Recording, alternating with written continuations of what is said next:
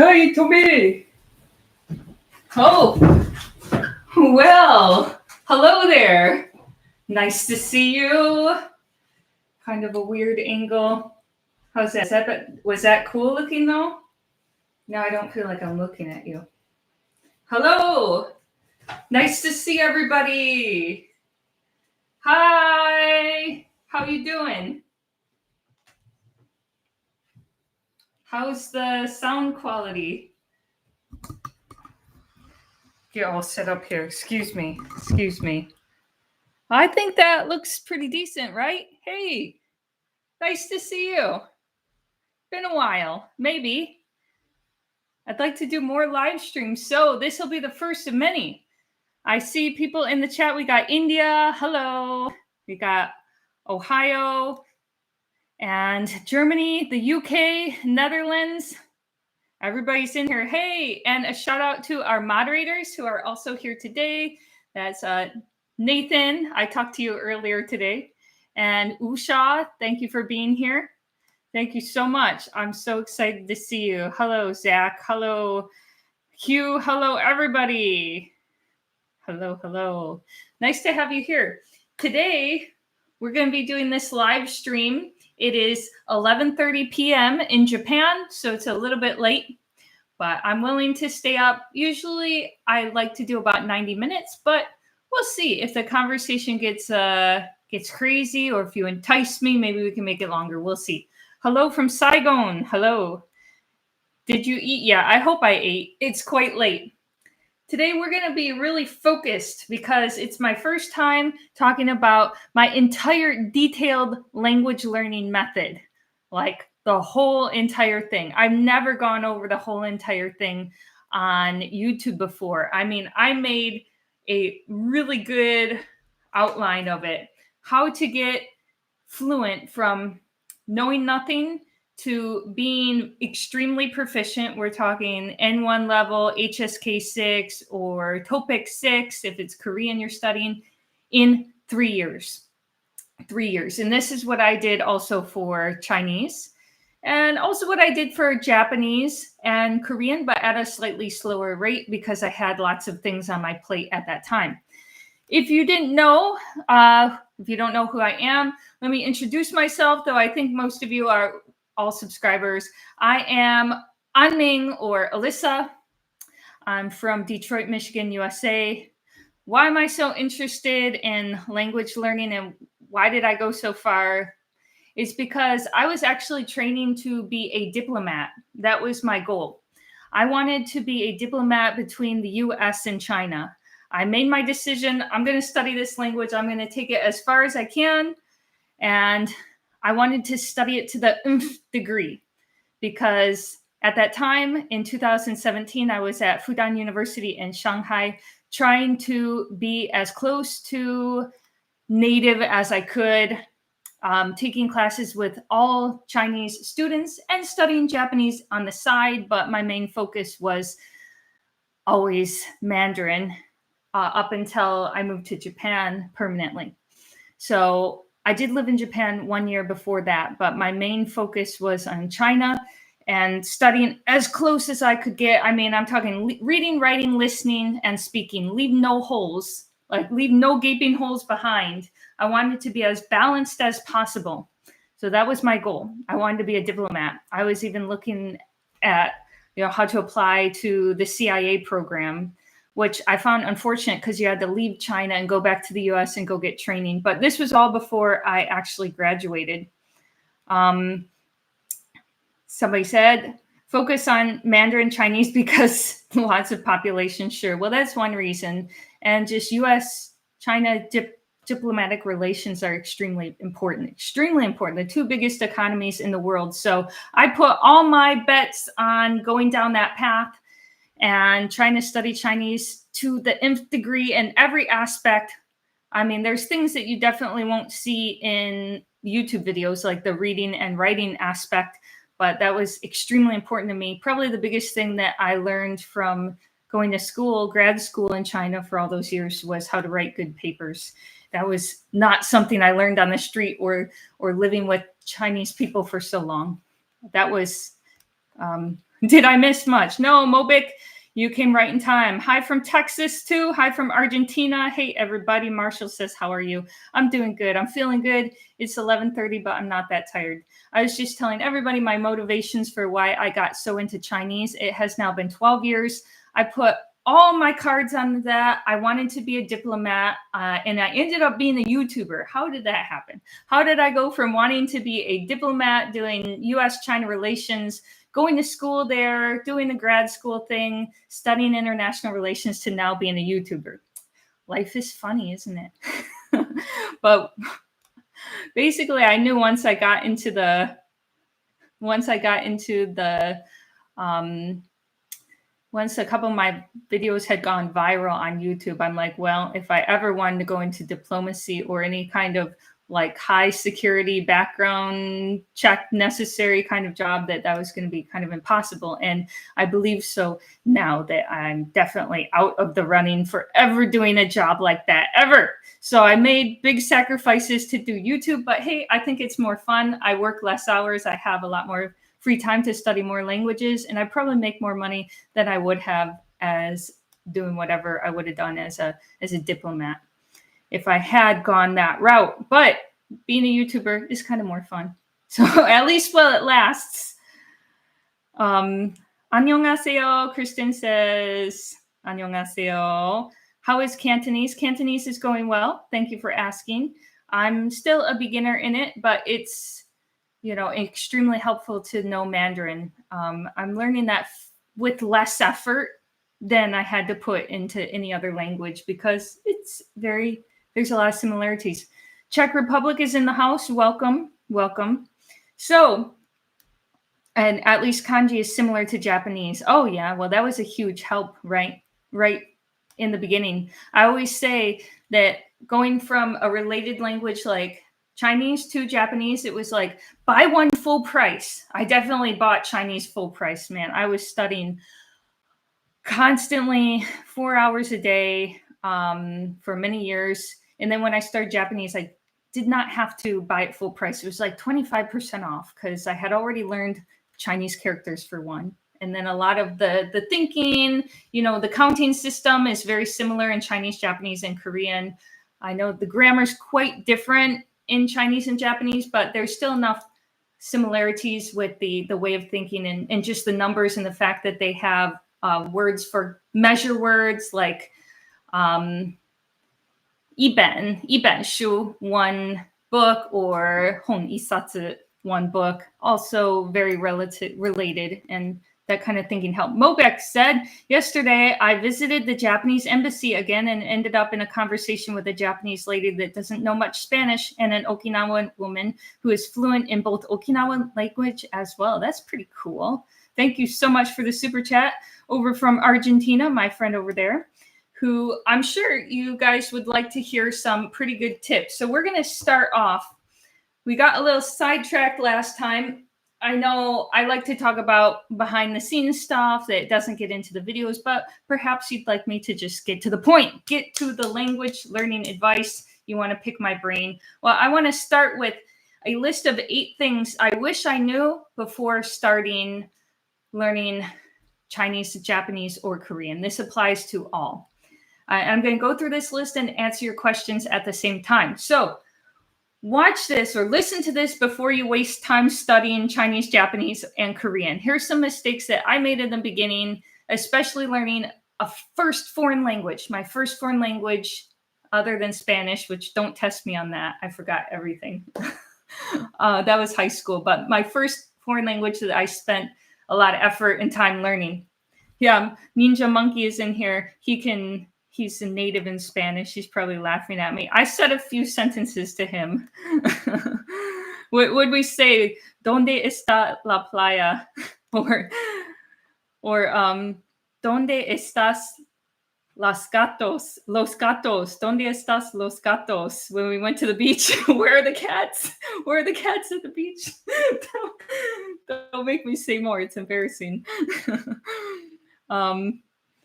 Do you know any Kagoshima dialect? Nope, I don't know any dialects except Cantonese. If you want to call that a dialect, that might some people might not consider that a dialect, but I don't know any Japanese dialects for sure. Things that I wasted time on studying Chinese, Japanese, and Korean, beginner mistakes I made that I don't want you to make. You can avoid this. First one, a lot of people try to be a perfectionist with their first language. They think they have to memorize every single line in a book before they can move on. They have to know every word. With recordings, they have to understand everything. My mom made this mistake. You do not have to look up every word on the page and study things to autistic detail before you can move on. You should go for quantity. The more, the better.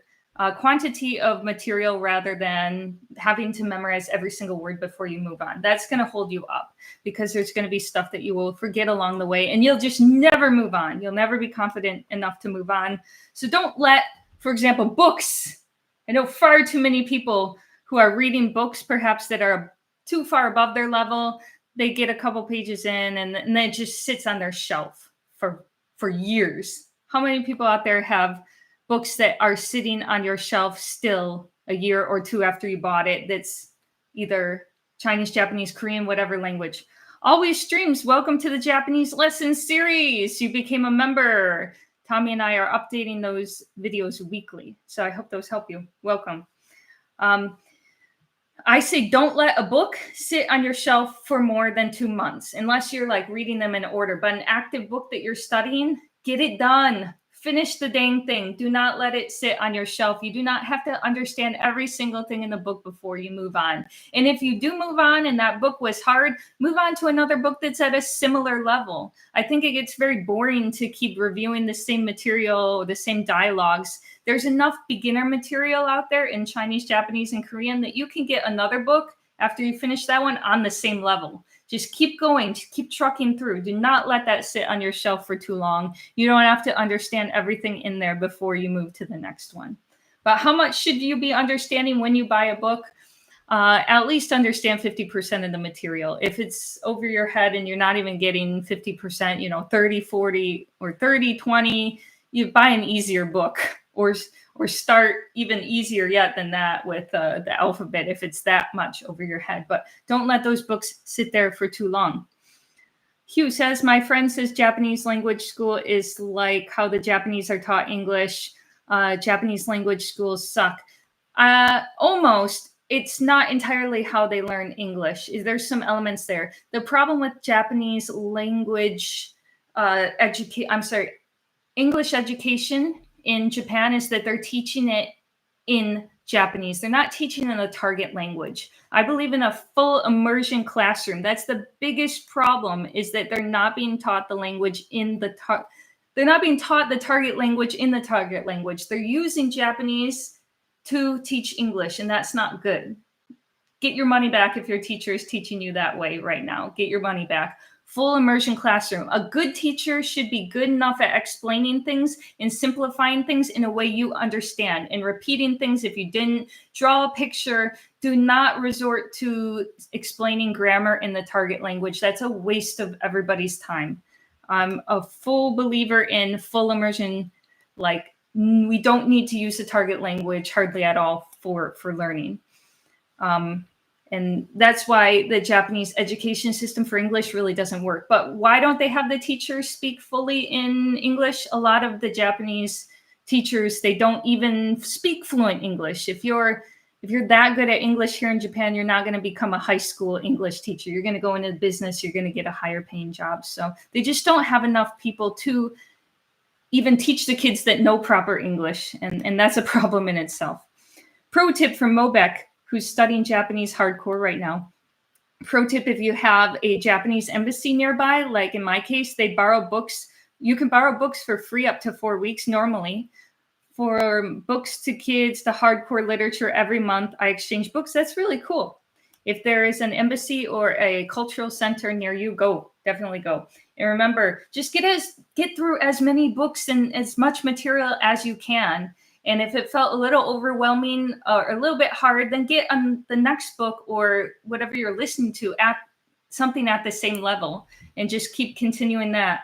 We're going for progressive overload here. Don't overload yourself too much by getting something way too hard, but don't get stuck on something for more than 2 months. You got to move on. Number 2, Somebody said Bamba 1990. Pimsleur worked great for me for learning German, 10 out of 10. I love Pimsleur. Pimsleur abides by the rule of spaced repetition and shadowing. So the idea is that when you first start out, you're not going to be able to have a conversation. You don't know any words yet. It's hard. You can't start doing your, let's call it output until you actually have some phrases, right? You can't speak anything if you don't know anything. So what Pimsleur does is it gets you repeating, shadowing phrases, and it's done in the spaced repetition form. So they'll teach you something new, and then maybe a minute or two later, they'll bring it back up and they'll test you. Do you remember how to say blah, blah, blah? And then you may or may not remember how to say it, but it's constantly testing your memory. Pimsleur is expensive in my country, perhaps, but I believe they have a monthly program where you have unlimited languages for like $15 or $20 a month, which is pretty doable. And if you're like me and you were a poor student when you got started and you weren't completely committed to it 100%, you can buy the lessons like 5 at a time, and then they're quite cheap. It's really not that expensive, and see if you want to continue on with it. Number 2, and this is a mistake that I made, especially with Chinese, with pinyin. They have pinyin pronunciation of the Chinese characters, just like Japanese has romaji. I kind of wanted to reinvent my own alphabet. I didn't get the XIC or XIO xiao or ZHI zhi. None of this made any sense to me with my English speaking brain. So I would like reinvent the alphabet and write above the pinyin how I thought things sounded. And I really overly relied on that, so much so that I didn't really want to properly learn pinyin. I just wanted to reinvent my own pronunciations, which of course screwed me up a little bit. I wish that I had a time machine and I could go back and start YouTube earlier. Wouldn't that be nice? I have no progress on video of my Chinese. You just see it as it was after 3 years of grad school. Literally after almost a decade of learning, you just see it. It's good from the beginning, from the first video, but the process was long and my accent was so harsh and bad when I first started Chinese. The amount of improvement that went into that over the years is huge. People could not understand me my first year, especially the first 6 months. My tones were crazy. The pronunciation was bad. Grammar was bad. Everything was bad. But specifically, if you heard my pronunciation then and now, the difference is crazy. But I don't have any of that on film. The best I can get to show you the work that's been put in is if you listen to my Japanese from 2020 and my Japanese today, if you actually know what you're listening to. The difference is also very, very big there. Not like when I first started Chinese to now, but it was like you could see that you could hear the 4 years of progress in there. Right. I wanted. Gmo said, I also want to invent my own pronunciations with Mandarin too. Yeah, that's a crutch. I would recommend not doing that. That will slow you down. Do it the proper way from the beginning. Get yourself used to their version of romaji or pinyin or whatever. And if it's Korean that you're learning, just go right into Hangul. You don't have to try to rely on ABC. It's just going to slow your Hangul progress down. So don't try to rely on your own alphabet. Learn the proper alphabet. Nihama, how are you? I'm doing good today. Another annyeonghaseyo. I'm only doing Korean at the moment. That's good. Focus if you're a beginner. Konnichiwa from Amazing Prim. Have you ever attempted Thai? Bamba asked. No, I have not. Hangul, you mean Korean. I mean the Korean alphabet. You don't even need to do any romanticized version of Korean. Unlike Chinese and Japanese, that's absolutely not used at all.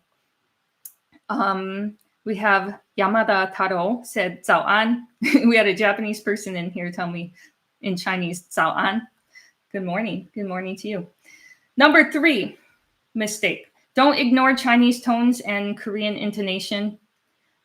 This goes for Japanese to a much lesser extent. I'm talking about tones, Chinese tones. I was terrible at them in the beginning. Oh my gosh. And man, does that make a difference. People will not understand you at all. And Korean also has some very distinctive, although not set tones, but you can hear the tones in Korean. It's quite clear.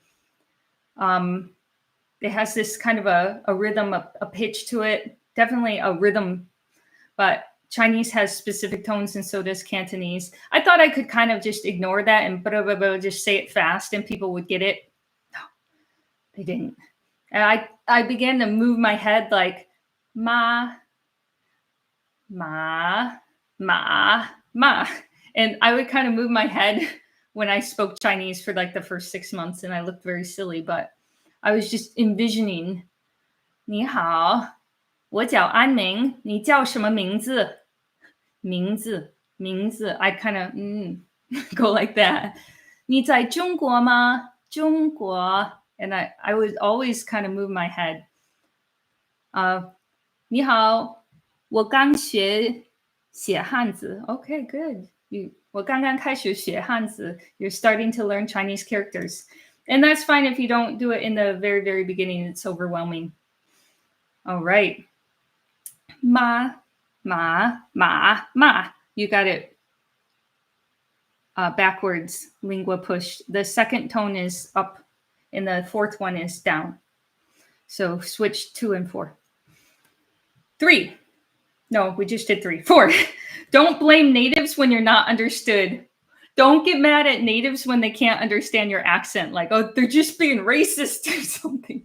You might laugh right now, but I saw so many people do that. Like people living in China as foreigners, people living in Japan as foreigners. They get mad when they weren't understood. Like, I said it clearly, dude. I said it clear as day. I even got a little frustrated. I'm like, come on. I said the same thing as her. Why do you understand her and not me? Because you're not saying it right. You think you're saying it right, but it's off. So don't blame natives. I mean, I met a lot of Americans that actually get mad in China. They'd actually get quite mad and frustrated, like people were ignoring them on purpose. I said it. Why didn't they understand me? It's just because they see my face. Although that happens a little teeny tiny bit. Honestly, not very often. Honestly, it's 90% of the cases you said it wrong. So don't get mad at the natives, because it might sound right to your ears, but could be a little bit off. Marie, welcome. Nice to see you here, Marie. You haven't developed the ear for it yet. Yes, exactly. Because when you're able to hear other people's accents in, like, say, Japanese, you can hear foreigners when it's a Chinese person or a Korean person speaking in Japanese, or you hear an American and you can hear that accent, you're starting to develop an ear for it. And that's usually not until about pre-intermediate stage. You know, beginners should probably be broken up into 2 or 3 categories. Like Chou Nyumon, like super Rumen in Chinese, like super entry level, the threshold. And then you have your regular beginners. So you'll start to be able to hear other countries' accents in that language at like the pre-intermediate level. And anytime before that, you can't really hear what you're saying wrong as much. You can't pick up on it as much. So it's really obvious to native speakers when you're at that really beginner level. It might sound right to you, but it didn't sound right to them. So don't get mad at them. It's you. It's you. And my Cantonese teacher, because I'm a beginner, he picks up on stuff that I thought I said right. And he's like, no, you said this is a completely different thing. Okay, I'll trust you. I'll just trust them. How much time did it take you to master tones? I pretty much had it quite down at about the intermediate level. So we're talking about a year and a half into that. A year and a half, 2 years into Chinese, and I had gotten out most of the bumps. I smoothed it out, ironed it out. Chinese tones may sound easy depending on your mother tongue, I believe. Well, yeah, if you're a Cantonese speaker, it's going to be a little bit easy for you if you're doing Mandarin. Hi from Montana, welcome.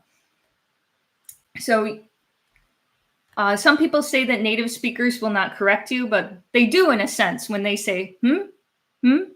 Like, then you really know you messed up. That's the best cue that you might want to take note of that word. Keep it in the back of your head and go back and study it. So they do directly correct you when they say when they didn't understand something. That's the best kind of correction you're gonna get. No holding back. What did you say? 何言ってるの？聞き取れなかった。你在说什么？我没听懂。Yeah, then you know. Then you know. Another 안녕하세요. Welcome, welcome. 환영합니다. Welcome. Number 5, not tracking your study hours is a big mistake. I recently started, thanks to my friend in Argentina who kind of inspired me to do that too. Wow, is it helpful to track your hours? Because what you think is a lot and what is actually a lot are two different things. So it keeps you on track. People have this huge big goal when they set out to either lose weight or learn another language or learn an instrument. I want to get good. Oh, I want to lose weight, or I want to get fluent, or I want to be good at this instrument. It's such an abstract thing. It's so easy to put off. It's so easy not to stay on track because your goal is too big. Your goal is too abstract. I want you to stop saying, my goal is to get fluent in the language. Yeah, whatever. What are you going to do every day? What's your plan even every week? This is such a big abstract goal that you're likely to just fall off because there was no way of keeping you accountable to that goal. How do you track your progress? How do you measure how much you're doing? How do you break that down onto a daily basis if your goal is that big? Now tell me what you're going to do this week is a much better goal, and break that down into months and break that down into years. And that's what we're going to do a little later in this stream today. I'm going to break it down for you and tell you exactly how you can go from 0 to N1, HSK 6, or TOPIK 6th level in this stream, and how you actually break it down. So people think they're studying a lot and they're not actually studying a lot. So I break it down on a daily basis. I know at this point how much I need to study daily to get fluent in these languages that I want to get fluent in. And yesterday, I broke it down. Or let me show you a few days ago. This is a pretty good balance. Although I'm still studying Japanese from time to time. I did 2 hours and 20 minutes of Korean and 2 hours and 20 minutes of Japanese. It probably would have been smarter for me to just do 4 hours and 40 minutes of Japanese. But I break that down on a daily basis here. A clear goal every day. What am I doing? And then you got your 30-day progress. This month I did 114 hours. 114 hours. Very, very visible. I know which days I slacked off on. Look, today I did 30 minutes. 30 minutes.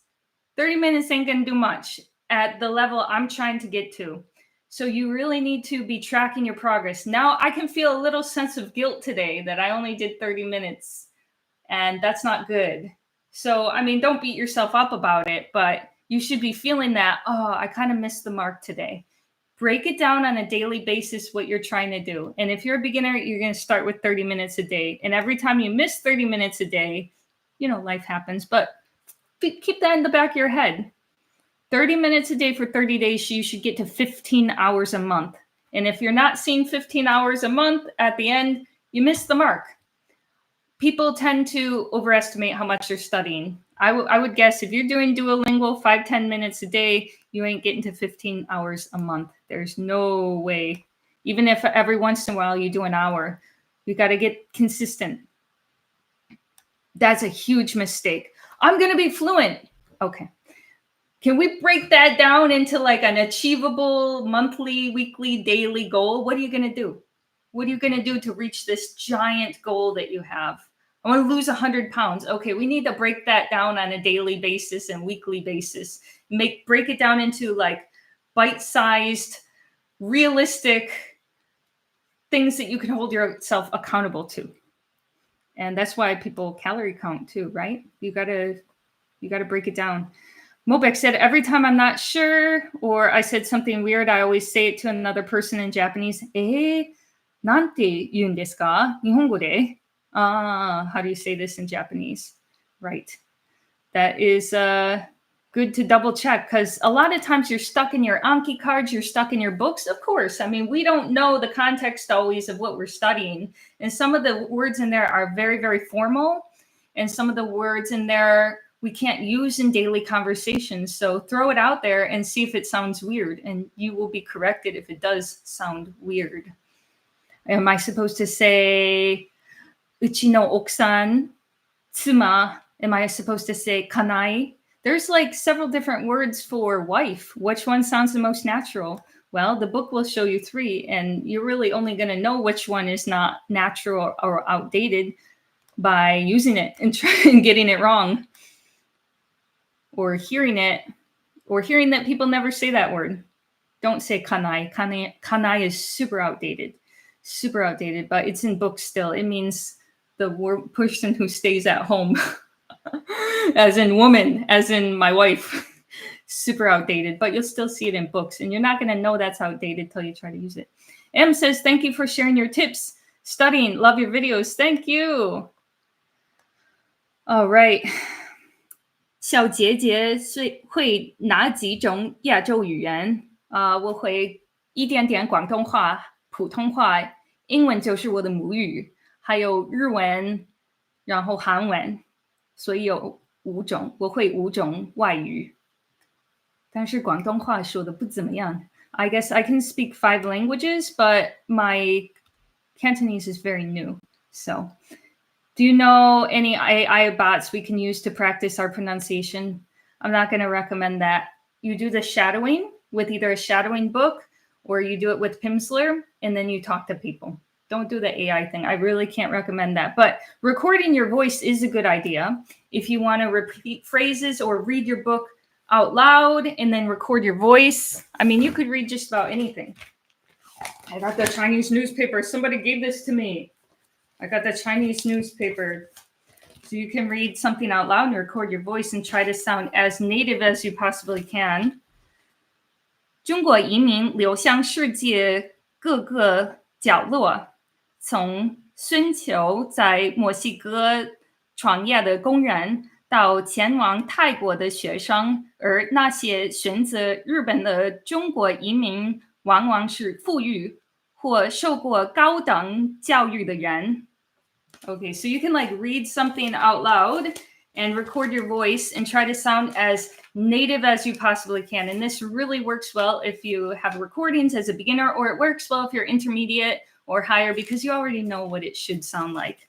And that's how I got really good at reading out loud. It's not necessarily a skill you're going to pick up just listening or speaking or even reading. Even reading silently in your head, you're not going to be able to sound good when you read out loud. I learned this in Fudan when I was in school in China, because we'd have each person go around and read, and the teacher's like, why can't you guys read? I had done this exercise a lot, so I didn't feel embarrassed in the classroom, but some of the students, she's like, can you guys really read this? They're like, yeah, I know the kanji meaning, but can't read it well out loud. She's like, she kind of didn't believe them. So 从学者到芭蕾舞演员, we have from student to ballet dancer. 中国人为何移民日本? Why do Chinese people immigrate to Japan? So you can get really good at reading out loud and even read the newspaper out loud if you practice it a lot. And I also recorded my voice quite a few times. That was a big portion of my studying. Is Pimsleur worth going? That's where I started. It's a start. One of my friends, Sam, I'm talking about you. Tikyo Sam, he's not going to listen to this. He said, I've never heard of anyone that ever got fluent in a language from Pimsleur. He's never used the program. It's 5 months of material. It's a 30-minute a day, 1 lesson a day program that they have 5 levels for. So it's 5 months. No, you're not going to get fluent in Japanese after 5 months, obviously. It's just where you start. It's the first 5 months. So if you're a beginner or you're only a couple months into studying Japanese, you start there. You could even get 6 months of material out of it if you review the whole thing after you've gone through it one time and add a 6th month. But yeah, 6 months, you're not going to get fluent in Japanese, obviously. It's where you start. This is progressive overload.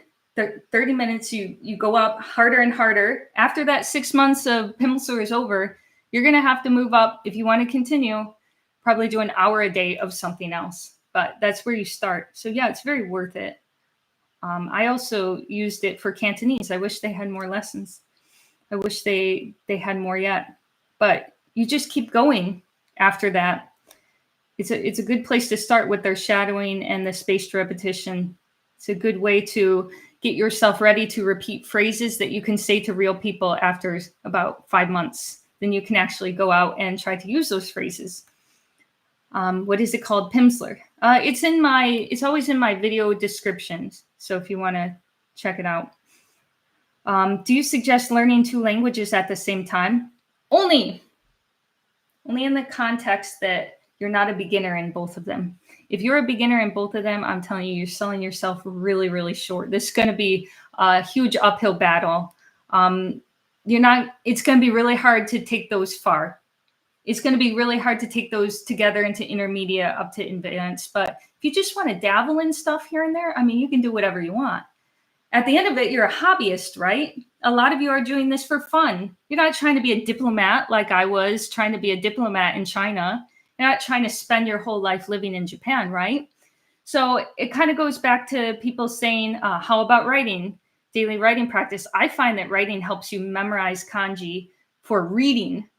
It's another action. It's another way to get that kanji in your mind. Even if your goal isn't to write essays by hand, it's a great way to memorize.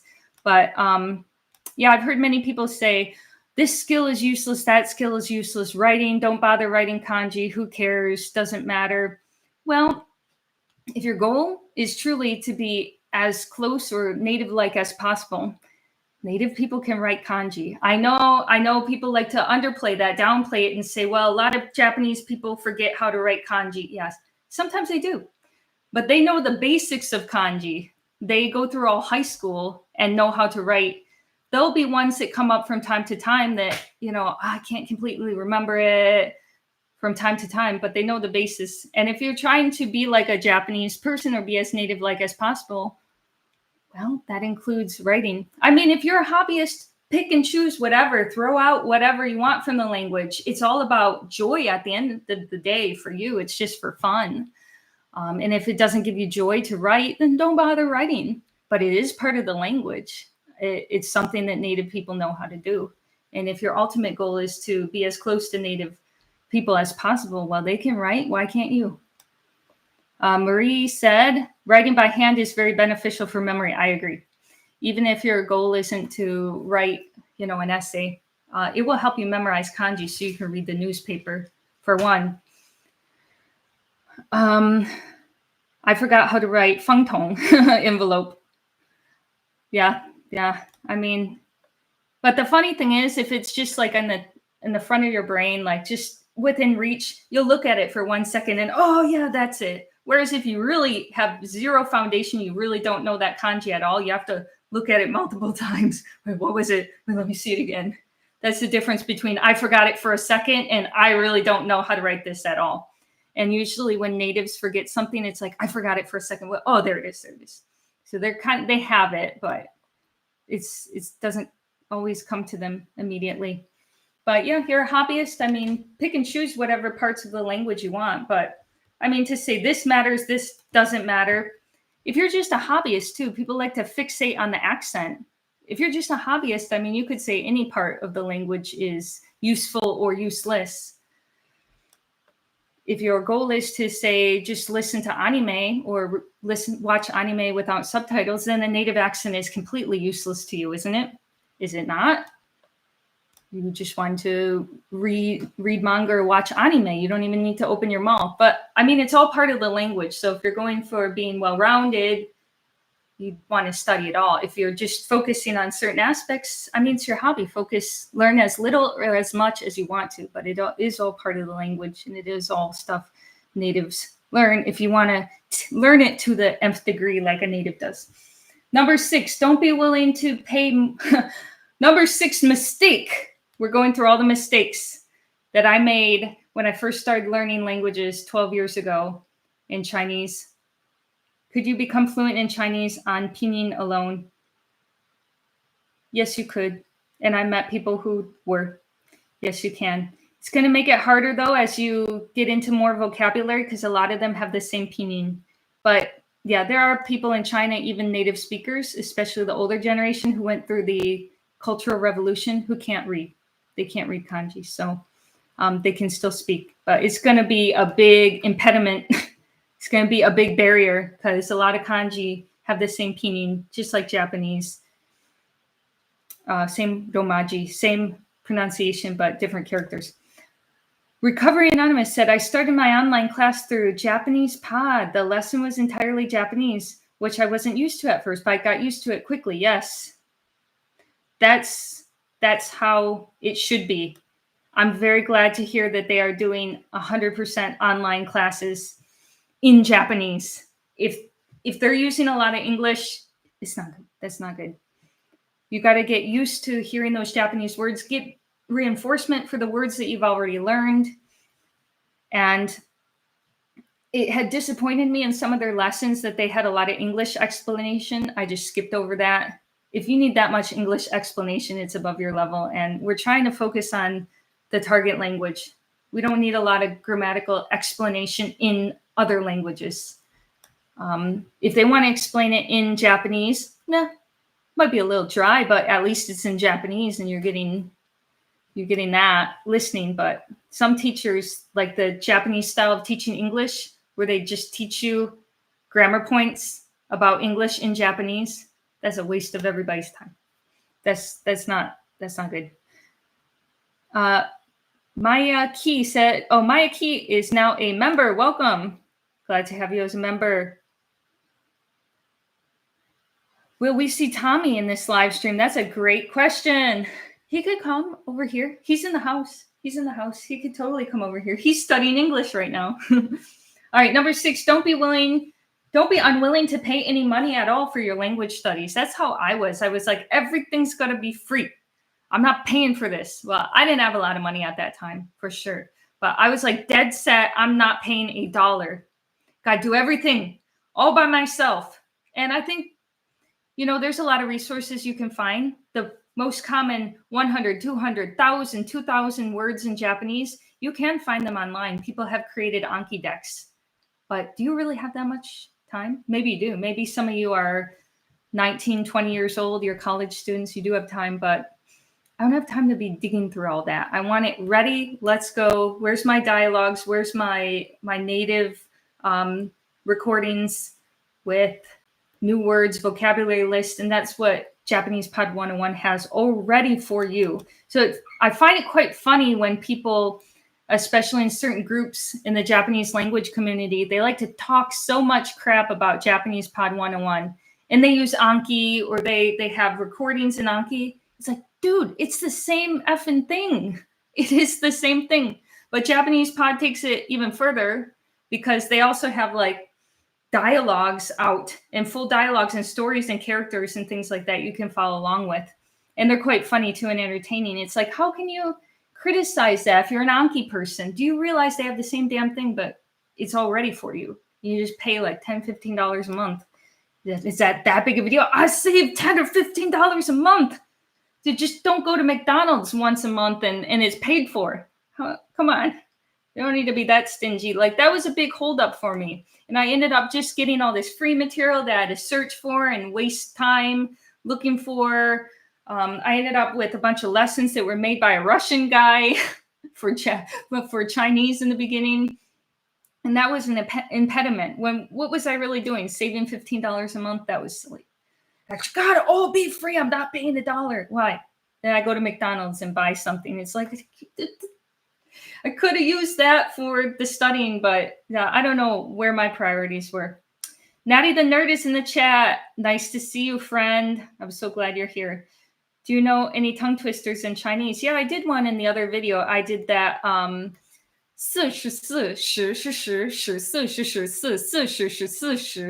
That one's a lot of fun. And there are more, but I can't recall them. And there's some Japanese ones too. Love Tommy. Rosebud is in the house. He has great sense of humor. Yes, he does. And you retracted it, but I love Tommy too. It's okay. Is Pimsleur worth it? Yeah, I've done it 3 times in a row for Japanese. I did it for Korean and I did it for Cantonese. So a lot of people have this backwards that like I'm pitching Pimsleur, but actually like they found me. Hey, influencer, promote our product. It's actually completely the other way around. I started my YouTube channel. People always ask me, how did you get started with this language, that language? And then I reached out to Pimsleur and I said, I was a customer of yours since 2015. I like your product so much. People are asking me how I learned languages, how I got started. I want to promote Pimsleur to them. And that's actually how that got started. Number 7, don't just write your notes down in a notebook. I've seen so many people do this. If they take classes or they're studying, they just write things in a notebook and they have no digital component to it whatsoever. Luckily, I think a lot of you are using at least Anki or a Word document, an Excel document. Any of that is fine. But don't just have it in a notebook. You're going to be looking down, looking up stuff, fumbling through it, or they just put it in the notebook and let it sit there and never review it. Don't do that. Transfer all your new words into a database, whether it's a Word document like me or whether it's Anki, that's fine too. Just it's important that you take all these words you've learned and have them in a digital form so you can look them up when you want to. And you can also reinforce what you learned. You're going to have to not only open the book, put it into the Anki deck or into your Word document, but also I like to write them down one line. So I'll get a new word. Let's see, what did I learn recently in Japanese? I still study Japanese probably an hour a day. All right. I learned a new word recently.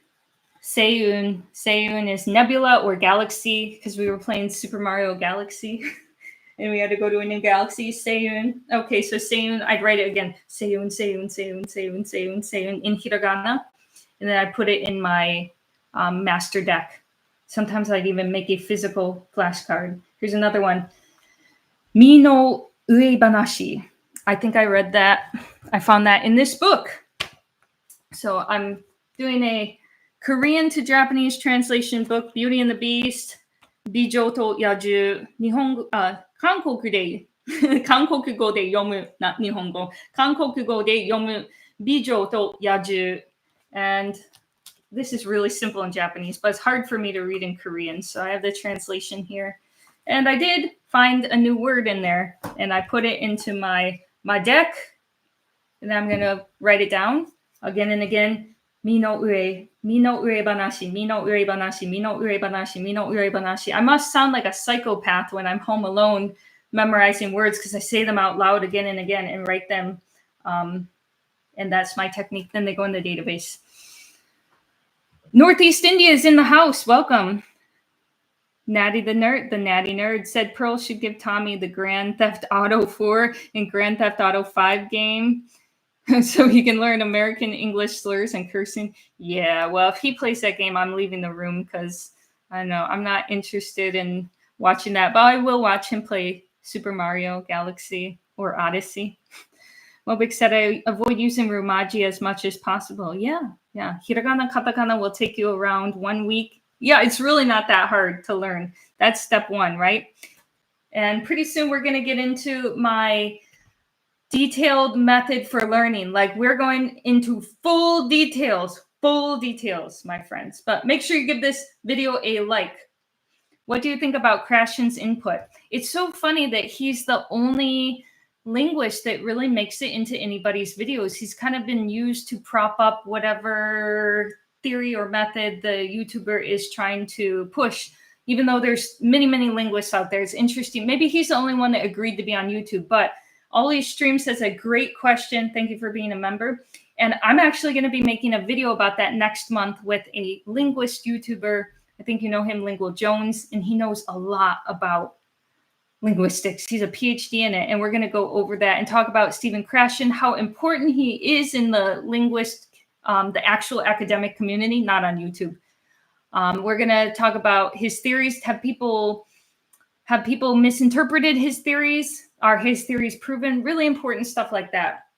I can't help but notice that in a lot of situations that I've heard, perhaps people had repeated his theories, but with a new spin on it, something that he didn't actually say. For example, your input should be delightfully challenging, not over your head where you're not understanding anything and it's going in one ear out the other. I think that was not touched upon properly, and delightfully interesting. How much delightfully challenging? What percent should you be able to understand already? Delightfully challenging. Delightfully challenging for me is about 70%. That's delightfully challenging, but I will tolerate 50%. The 50% is probably about what I understood of this Beauty and the Beast book. When I heard the Korean recording of it, I was like, 50-50 on it. Good thing I know the story. And that's why you should also be watching TV or watching movies or reading books that you already know. You know the story. If you don't know the story, it's brand new, you're going to make it a lot harder for yourself. Welcome, A81L1FY. Welcome to the Japanese learning community. You also get a lifetime Discord, my private Discord membership. You're in there for life. Welcome. All right, don't just write things down in your notebook. And number 8, the last mistake that I want to go through that I wish I hadn't done. Oh, it's what I just said. It's not my mistake, actually. It's a mistake I see a lot of people doing. They misinterpret the idea of delightfully challenging and just pick something that totally misses them. Do not listen to or read material when you understand less than 50%. Start small and progressively overload, and take off the English subtitles. Imagine if your goal is to bench press 200 pounds. And you go in on day 1 and you get the 250-pound plates and you put them on there with the bar, and you just and you can barely pick it up, and you're just ego lifting and just moving it a little. That's exactly what it's like when you go in and your goal is to say, listen to anime without subtitles. And you just go straight for Attack on Titan or something really hard. My goal is to listen to Attack on Titan, so I'm going to start there. You're ego lifting. You got the barbell, you got the bench press, and you're going, and you're really not making any progress. Progressively overload. You got to start much smaller. Take the plates off and put some small ones on there, or just start with the bar. Start with the freaking bar if you're a beginner, and get your form right. It's very similar to language learning. Progressively overload. A little bit more, a little bit more, a little harder, a little harder, a little harder. We're going to get you to Attack on Titan eventually, but you can't start there. That's just a waste of time. That's just going for the bench press, getting those heavy plates, benching 250 pounds when you can barely bench the bar. It's silly. It's a waste of time, and you're probably going to get hurt. And in the language learning situation, you won't get physically hurt, but you'll probably quit because it's going to be so dang miserable you will want to quit. Or you'll just put the English subtitles on and pretend you're studying, which is also no good. Monica said, I have a tip. Don't try to learn a new language if you already have a new relationship. If you have a new relationship, unless they're going to learn too. Oh, well, it's certainly true that dating a person from that country is going to make you learn a lot faster, on the condition that you're speaking the language with them. Don't get a Japanese girlfriend who speaks perfect English and expect your Japanese to improve. Unless you're really forcing it in conversation with her, you're just going to default to English.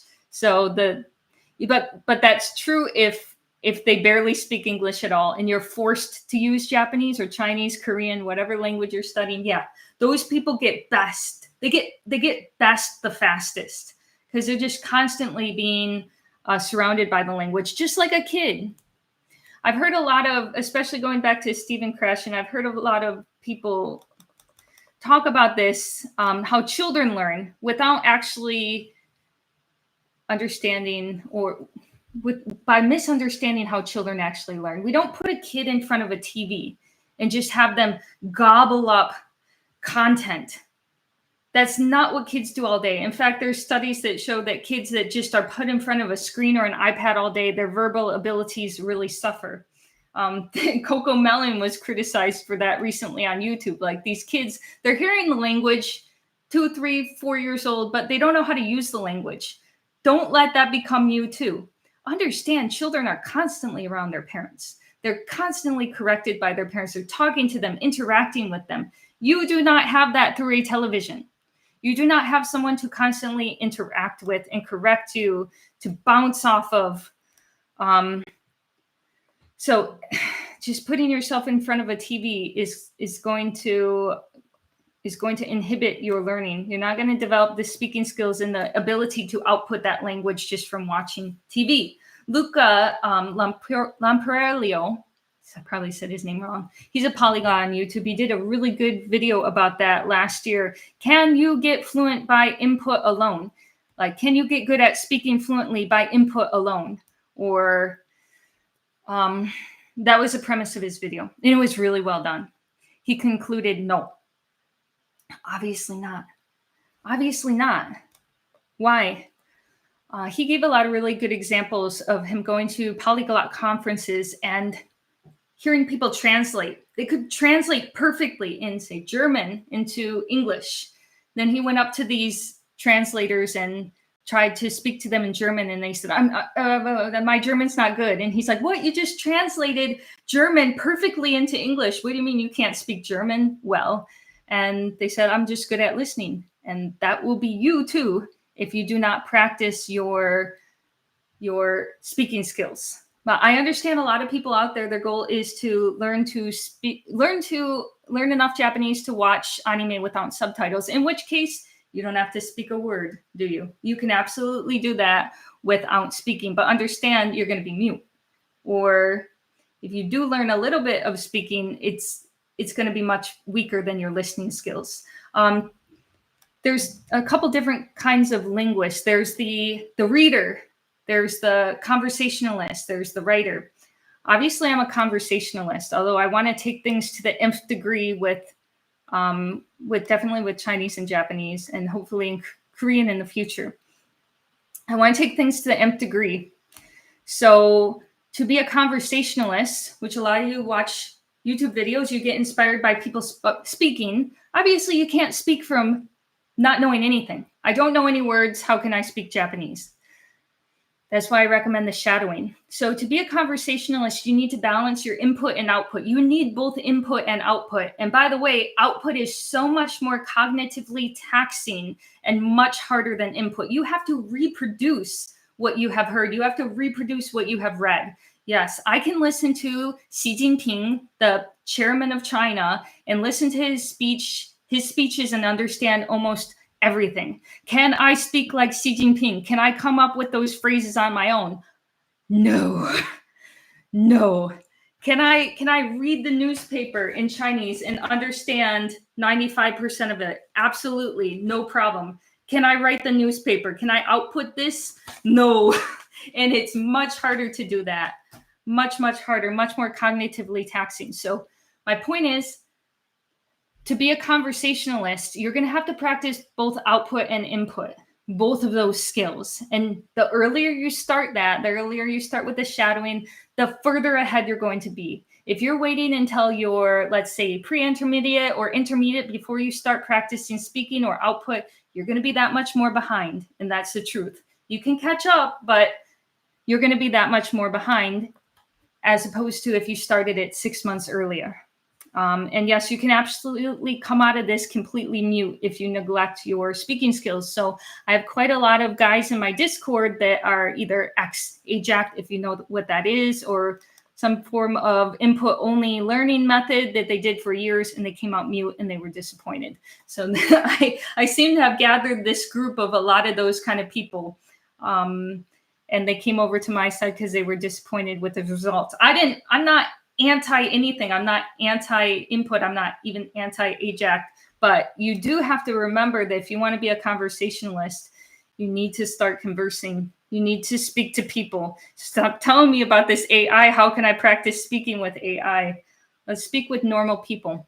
And that's why I think a tutor is very helpful. And we'll get into that in a second. Everyone, kids learn too fast. Also, kids 24 hours with their parents, relatives, etc., speaking to them and congratulating them for every word they say. Yes, absolutely. And getting corrected constantly because kids speak rather cute. All right, going back to the importance of a tutor. So when you're a beginner, Japanese people, whoever the native is, they're not going to have a lot of patience to talk to you. You're slow. They're going to want to speak over you, correct your sentences. It's natural. That's why a teacher comes in handy, because you're essentially paying someone to have the patience to listen to you. And they understand the learning process. They understand how to push you outside your limits. They understand how to push you into your out of your comfort zone and into the zone of, I'm cognitively taxing myself. Oh, this is kind of hard. You'll come out of that class mentally exhausted after that kind of output. You won't watch TV for an hour in Japanese and be mentally exhausted. But if you have to think on your feet, read stuff out loud, answer questions on the spot, this is practicing your active memory, not your passive vocabulary, your active vocabulary that you can retrieve in real time, fast as possible from your head. Yes, I know you're memorizing your Anki cards at home. That's fantastic. But they're not yet part of your active memory unless you're using them in real time in conversation. And that's the only way to get good at that, is through conversation. One of my friends was saying, and he chinja, yes, chinja, really. One of my friends was saying, well, the teachers, Sam, he's probably not going to watch this again, but they'll just talk to you like you're an idiot in the classroom. I wouldn't say that they talk to you like an idiot. And remember, if you have a private tutor, they'll talk to you however you want them to. You're paying them, so tell them what to do. My tutors in Korean tried to speak a lot of Japanese to me and tried to do that. I'm going to explain the grammar of the target language in your native language or another language you learn. I shut that down. I stopped them. I said, hey, I want you to do it this way. Speak to me only in Korean. Hey, I want you to speak a little faster and a little more native-like. And they're like, okay. And they did it. That's all you have to do. If your teacher has a tendency to treat you like you're a little bit slow or a little bit dumb, tell them not to. Tell them, I need to get used to native speaking. Can you speak a little faster? Can you speak a little more naturally? And they'll do it. So problem solved. Speak to yourself a lot. Sure. Read out loud. Do you think learning Japanese grammar from ChatGPT is a good idea? No, I don't think that's a good idea. No, just explaining grammar points doesn't mean you've acquired that grammar point. You might understand it theoretically, like Japanese people understand the past tense, read, read, eat, ate. But when it comes down to it, they said today, they'll say something like I just did. They'll mix it up. They say, they said, they do, they did. What did you do today? What did you eat today? I eat a sandwich. They'll come out wrong because they've just memorized the theory, but they haven't acquired that. And that comes from a lot of repetition, a lot of talking, and making mistakes. I theoretically, when I first started, learned how to use all the Korean numbers. They have 2 number systems, but I constantly made mistakes. Like instead of saying onyeon chone, 5 years ago, I'd say tasonyeon chone, which is wrong. Even though there's 2 ways to say 5 in Korean, I'd often use the wrong one. And my teachers had to correct me. So I knew it in theory, but I kept using it wrong, and it was fixed in practice. Learn it in theory, fix it in practice. Do you have any good resources for learning Mandarin? Oh yeah, there's a lot of books that I can recommend to you. The Beijing Cultural University series is fantastic. Fantastic. Okay, 안녕하세요. 한글은 okay, let me see. 안녕하세요. 한글은 다신을 반지고 환영합니다. Seoul. So from Seoul, welcome here. I'm happy to have people that are interested in Chinese, Japanese, and Korean here, and people watching from all over the world. I was talking to ChatGPT in English about something, and switched languages, and it gave me answers in Ukrainian. Oh, Breezy here. Breezy, welcome. Nice to have you here. If you want to write stuff in Chinese, Japanese, or Korean, I will read it here, by the way. Although some of you guys, I've read a lot of stuff that had mistakes in it. So don't make me read the mistakes. I'm going to correct it, maybe subconsciously. 你好，我看得懂中文电影啊，你看得懂中文电影吗？看得懂，当然看得懂。I'd hope that I can understand Chinese movies after 12 years. I can. But let's get into the reason you're probably here is the full method. The full method in 3 years. How can you progressively overload to go from knowing nothing to knowing the language, passing N1 JLPT, passing HSK, getting that fluency that you've been chasing for so long. Make realistic goals that you can hold yourself accountable to, that you can break down on a monthly, weekly, and daily basis. That is key. And we're going to go through it. My study method for Asian languages, 6 steps. 6. This is a Chinese way of saying 6. 六大顺. 6 steps. Total of 2,200 hours. That's a huge number. How do you actually break down 2,200 hours? Well, I'll get into it. If you were doing 30 minutes a day for 3 to 4 months, for 3 to 4 months, you're going to get, that's about 45 to 60 hours. 45 to 60 hours is less than I did this month for my languages, but we're starting you out. You don't have to start with 4 hours a day. I know eventually, if you want to get into advanced Japanese and get to that level, you'll get to 4 hours a day eventually, but you don't have to start there. And that's kind of crazy. That's kind of crazy to start there. Pims, how long should I study in a day? If you're a bare beginner, we're going to start you off with 30 minutes. If it's your first 3 to 4 months, we're going to start you off with just 30 minutes a day. All right. I'm going to start with step 1. Okay, you ready? Step 1. Hey, I'm learning Korean on Duolingo. Does it work? I've just started. No, it doesn't work well. It doesn't work well on itself, especially if it's just 5 or 10 minutes a day that you're doing. Let's start with 30 minutes. And fine, if you want to do it on Duolingo, have your way. Start on Duolingo, but you got to be doing something, 30 minutes. And at that same time, learn the alphabet. All right, we're going to call step 1, getting your feet wet. Pre-step 1, the pre-start. Step 1, getting your feet wet. Mobek said, even for myself, it took me several months to reach my daily 4 hours of study. Yeah, from 30 minutes to 1 hour to 2 hours, etc. Exactly, Mobek. Exactly. You progressively overloaded, and that's how you do it.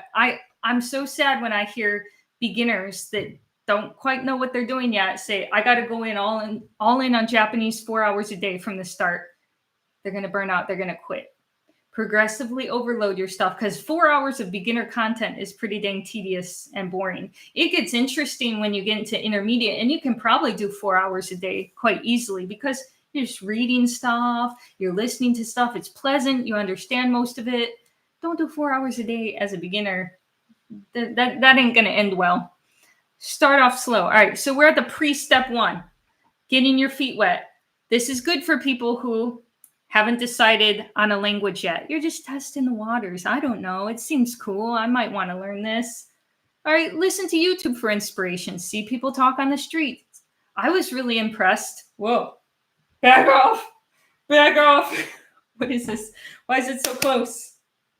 I was really impressed by watching YouTube and hearing people in the sound of Chinese about 12 years ago. Move. Thank you. Move. I was really impressed. I thought, wow, that sounded so cool that people were speaking in Chinese. I want to do that. I want to get there one day. And go find your inspiration. Do a trial lesson on something like Pimsleur. You can do a trial lesson. No investment, no money investment. Buy a beginner book. I got a Vietnamese book sitting over here. That was I don't consider myself out of step 1 with Vietnamese. I've decided, but I haven't really started yet. Download an app. Start studying the internet alphabet. That's a good way to start. To get your feet wet. Getting our feet wet here. You're laughing. 牛逼. Mr. Smith said 牛逼. That's a Chinese swear word. 안녕하세요.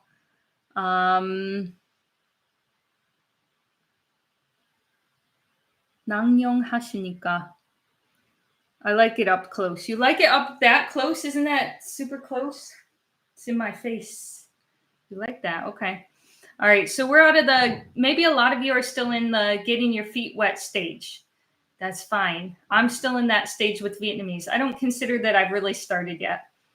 Think about it. Think it over. Do you really want to commit to this?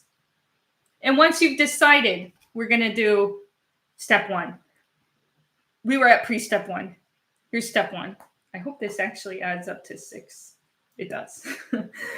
All right. Step 1, the introduction. The first 3 to 4 months of your studying are the introduction phase. Mr. Smith must be Chinese. He's writing a lot. Okay, 我开始看成龙的电影. Okay, so he's starting with Jackie Chan's videos. How about learning the accent? That's polished over time. That's something you learn over time. You don't usually start sounding really good, so don't be discouraged when you don't sound good from the beginning. All right, we're doing 30 minutes a day. We're at step 1. We've decided, I want to learn Chinese. I want to learn Japanese. I want to learn Korean. That's the language I choose. Good. Congratulations on that. Step 1, you're doing 30 minutes a day, 7 days a week. That's pretty easy. That's not that hard to get in. You start with your word and phrase book. Like I said, I don't care if it's Anki. I don't care if it's a Word document. You're going to put your Romaji, Pinyin to Kanji with the English definition for every word. Boop, boop, boop, boop, boop. Keep track of every word you've ever studied, every word you've been introduced to. You can go back and review all the old words while you put new words into your data bank daily. This phase, 3 to 4 months, you've started the language. You don't need a teacher. I want to emphasize that. I don't really promote getting a teacher for the first 3 to 4 months because you can do this on your own. You can learn the alphabet. You don't need a teacher. You're learning how to say hello, goodbye, the simple things. You don't need a teacher for that. It's more useful if you can walk into a classroom already knowing that. You don't need a teacher from day 1. And then I have this activity where I fill out 1 sheet of paper every few days at this stage. I'm writing, like I told you, I do a lot of writing to help me memorize things. You can write the alphabet, a, I, U, A, O, ka, ki, ku, ke, ko, write that over and over again, 1 page every few days. You could download something like Pimsleur and do 1 lesson per day while you walk around. Shadowing series for your beginner. We'll call this output. We'll call it output, but really you're just repeating what they're saying because you don't have anything to output at this point yet. You don't know anything. You just started. Your goal by the end of these 3 or 4 months of 30 minutes a day, you guys, my friends, 30 minutes a day, 7 days a week. Thank you. Your goal is to have hiragana, katakana memorized, or hangul if it's Korean, pinyin, tones if it's Chinese. Get the 400 most common words in that language down. I'm talking about Asian languages. If you're studying Spanish, you can do this much faster than 3 years. Basic self-introduction, counting, telling time, asking for directions. Those are our goals after 3 or 4 months. Do you like K-pop? Oh, somewhat. But I don't read a lot. I'm not read a lot. I don't listen to it a lot. Sorry. It's getting late. It's 12:44 p.m. right now. What would you say about bad habits we should avoid when learning new languages? Oh, you missed it. I just went through all of those. I said things like not being willing to spend any money whatsoever. It's going to save you time. People tend to search on Discord forums and search on the internet, trying to find themselves, trying to find their identity. These young men learning Japanese.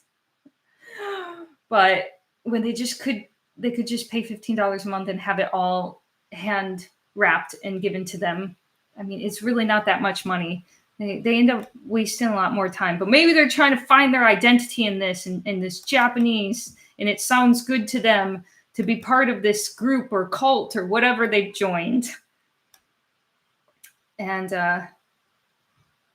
when you say study 4 hours a day, is that textbook Anki? Well, you should vary it. I mean, this is going to be dependent on your goal. If you're a hobbyist, if you're going for all around well-roundedness, or you want to be really intense like me, I wanted to be a diplomat. I had to go as hard as I could with Chinese, get as close to native as possible in every aspect of what natives know. Writing, reading, listening, speaking, everything.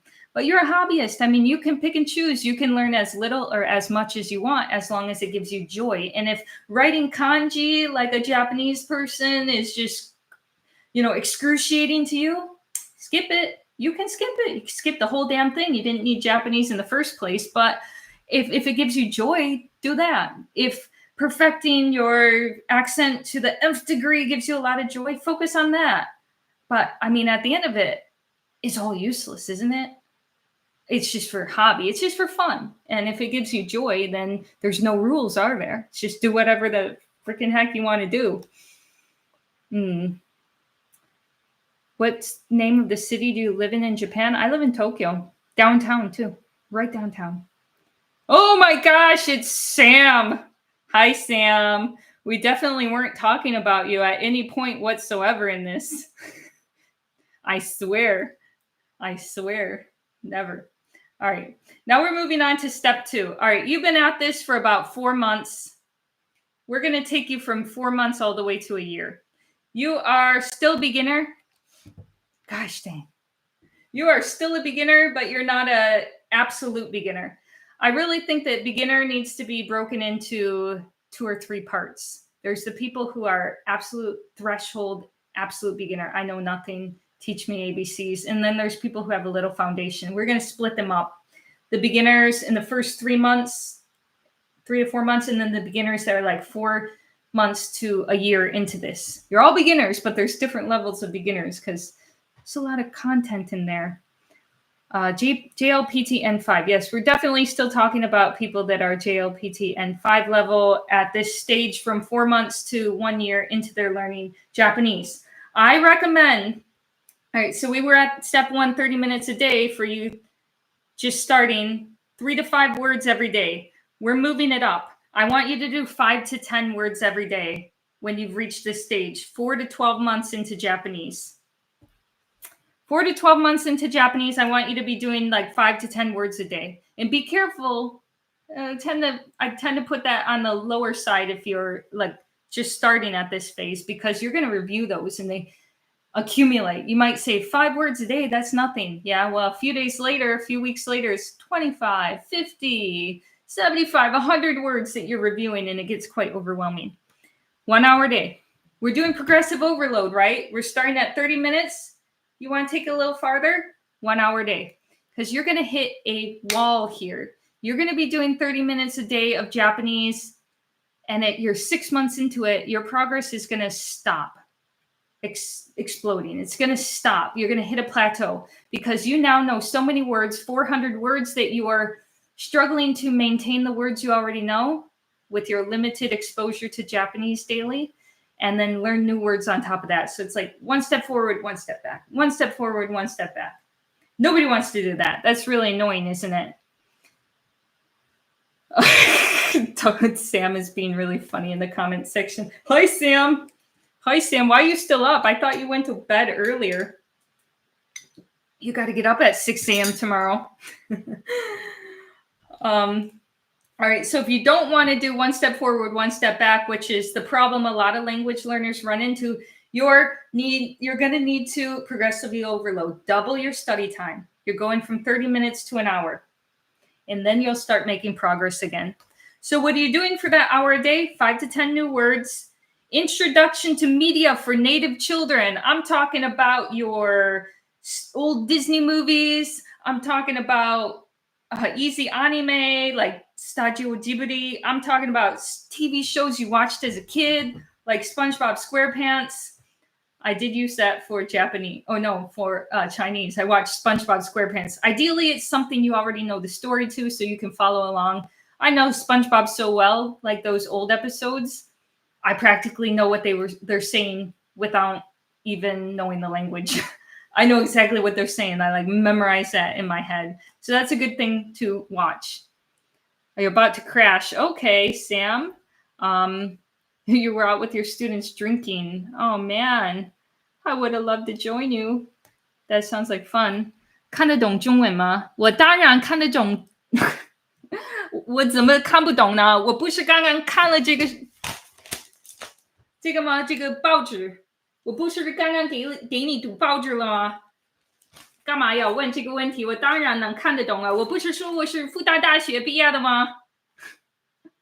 I had to scold someone in Chinese. No, that wasn't scolding. If a troll comes in here, though, that wasn't a troll. If a troll does come in here, I will scold them in Chinese and tell them the most horrible things you could possibly say in the language. that wasn't a troll. But he asked me, "Can you read Chinese?" I'm like, "Dude, I just read the newspaper for you. You weren't here, perhaps." Okay, that's all right. Moving on. So we're watching Ghibli shows at the 4 to 12 month mark of your Japanese studies. You're doing an hour a day. You're doing 5 to 10 new words a day. You fill out a sheet of paper front and back every single day. That was a major part of my Chinese. I would write an entire sheet of paper every day, front and back in kanji. And it wasn't just so I could get good at writing kanji. It was so I could get good at reading kanji and writing text messages. Writing something down helped me memorize it better and see the details, because a lot of kanji are quite similar looking. You have like your Q for 9 and your maru. The only difference is one little line. Maru is circle, one little line. So a lot of them look very similar. And writing it will help you see those differences much better. Pause and take notes on keywords while you're consuming the media. So you're watching some SpongeBob in Japanese. Stop every once in a while. Write down a word that you think is important, keeps coming up, or look it up, put it somewhere for later. At this point, at the 4 to 1 year point in your studies, that's when a tutor starts to become useful. That's when you can get your practice through a tutor. If you don't want to pay for it, even though it's faster, I'm trying to give you every advantage possible. Why do you think these polyglot YouTubers, they sound really good? Steve Kaufman, people who, Lindy Botes, why do they sound so good? They all have these online tutors. And I'm just trying to give you every advantage possible. Yes, it costs money. And perhaps you could just substitute that for a language exchange partner, but the quality is going to be better with a tutor. They're going to be able to work with your schedule easily because you're paying them, and they'll do whatever you want. They'll do whatever you want them to do. Don't talk to me like I'm stupid. Talk to me like a normal person. Just tell them, they'll do it for you. And even Japanese Pod 101 has language tutors. Ideally, you're not in a big class.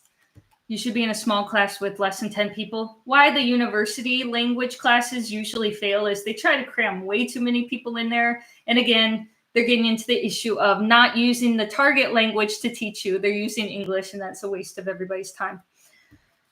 What's better, learning a language from a teacher or online? Well, you can get an online teacher, Libby. So in fact, the whole "I don't live near a school" excuse doesn't work anymore, because we now have internet teachers, and they're quite good. My Japanese class has 2 people, including me. Oh, that's so nice. A lot of the reason why the Japanese language schools are not very good is they just cram way too many people in here in Tokyo because the rent's expensive. And they got like 20 people in a class and 1 teacher, and you don't get individual attention. And that's a big problem. Ideally, 10 or fewer people for the best results. I have a funny story. Why do language classes get a bad rap? Well, a lot of it comes from high school classes and university classes, which are often awful. When I was a student in China doing language school, we were like new. We were beginners. We were 6 months in. Konbanwa, welcome. That made me laugh. Glad it made you laugh. So when I was in like maybe 6 months into the Chinese language school, we were told some Russians were coming. The Russians are coming. And we were told they were Chinese majors back in Russia. And they're 3 years into Chinese, and we were 6 months in, and we were super intimidated by them. Here we are at our language school for 6 months. They've been learning Chinese for 3 years at their university. They're going to come in and kick our butts. We were super intimidated.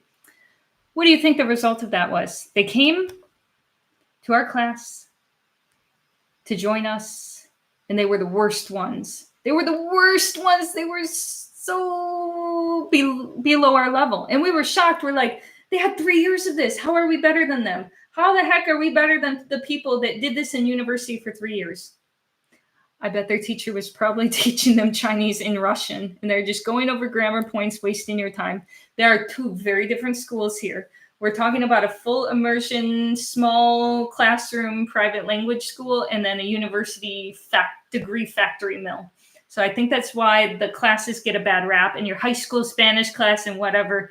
Yeah, that's not what I'm talking about here. I'm talking about intensive, small classroom learning that you go to daily.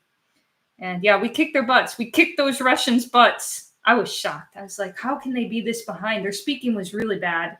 I'm not trying to trash them, but it's like, I felt bad for them. You know, you did 3 years of this. What the heck happened? But clearly that school was not full immersion. You've got to do full immersion, even if it's hard in the beginning. If you have a good teacher, they'll be able to explain anything to you in simple terms that you can understand. Any words, pointing to stuff, explaining vocabulary with words you already learned. If it's a good teacher, they can make you understand just about anything. You don't have to use English. I always got a little irritated when my teachers use English. So what else are we doing? We're doing flashcards, reviewing your flashcard deck daily, whether you made it physically or it's online, either way. You can start a shadowing series. There's a great shadowing series for Japanese. I put it in my Discord. If you're not a member already of my Discord, you can claim your lifetime membership by becoming a YouTube member here. Click the join button or going over to Patreon. You pay $3. You're a member for life, and you don't have to renew. Just pay the one-time fee. All right. Here's some really, really good. Here's the shadowing books. This series is fantastic, you guys. This series right here to get you started with that. I found this in the Japanese bookstore, but I've used these, all of them. I think I did the whole freaking thing. And it's a really good place to start. So doing a shadowing book. Shadowing is an excellent way to study, especially when you're a beginner and you don't have any phrases yet. You want to practice your pronunciation and speaking, but you don't know how to speak yet. All right, let's do shadowing. Go Michigan. Thank you, Johnny. Go Michigan. Hello. Welcome. What are you sipping? Lemon water. This one right here. Japanese brand. I really wish that this wasn't so close to my face. Get out of here. You're too close. Back off. Back off. Back off. Okay, listen to me. Cool. Why we have Hindi in the comments section? I cannot read that. Looking well. Here's to the future. Yeah. All right. Here's to the future. All right. Your goal at the end of your 4 months to 1 year. Your step 2, I'm a beginner in Japanese. Your goal at the end of this is to finish the Pimsleur program. I told you they only have 5 months of material. Whoa, Snappy just donated 5 memberships. All right, those are going to be given to you automatically. If you're here today, you're probably going to get free prizes. Lucky you. It is 1 a.m. We're celebrating with 5 memberships. That means you get Tommy's lessons that him and I made. They're very funny, very entertaining. Half the work is just making them entertaining. Yeah, For the 2 is here. He's in my Discord. Welcome. We got the inner circle people here. Aaron B., welcome. Your goal at the end of this 1 year of Japanese is to have finished Pimsleur, review the entire series once. You should have the 2,000 most common words down in Japanese. Hiragana, katakana, I told you should have already done that in the first 4 months. You're going to, I think you should have 2 textbooks or 2 shadowing books finished by that point. HSK 1 and 2 characters memorized, levels 1 and 2. That's JLPT N4, and starting to get into N5 material. 50% or more of anime or easy children's cartoons, you should be able to understand that after you graduate from this beginner stage. But I really think that beginners should be broken up into like introductory, absolute beginner, and beginner. So 1 year, congratulations, you're out of beginner. Now the more fun part starts because the beginner stage is a little bit tedious. You know, you're working with a lot of learner material. And you're doing the learner material first because you don't want to ego lift. You're not the person that goes into the gym and starts bench pressing 250 pounds, like can barely even move the bar, looking like an idiot. You're going in there, you start with the bar. You start, then you add plates, you make it heavier and heavier and heavier. And we're moving up to 250 pounds or whatever your goal is. We're moving up to fluency. You're not starting with the native material and you ego lifting. I don't even understand this. That makes no sense. Don't do that. And just like in the gym, you're going to get injured, not physically, but you're probably going to quit because it ain't going to be fun. Or you'll just quit and put on English subtitles because it's so dang intolerable because you can't even understand it. Come on. Let's work our way up. Progressive overload. Moving into step 3, congratulations, you're pre-intermediate. I tend to stay in this stage for a long time. You don't have to, but I stay in this stage for about a year. I did with Chinese, I did with Japanese. And the reason being, I went back to America for a year and I stayed there and I was only doing 2 hours a day. Only 2 hours a day. 30 minutes, 1 hour. We're up to 2 hours a day now. We're doing 10 to 15 new words a day. Moving along.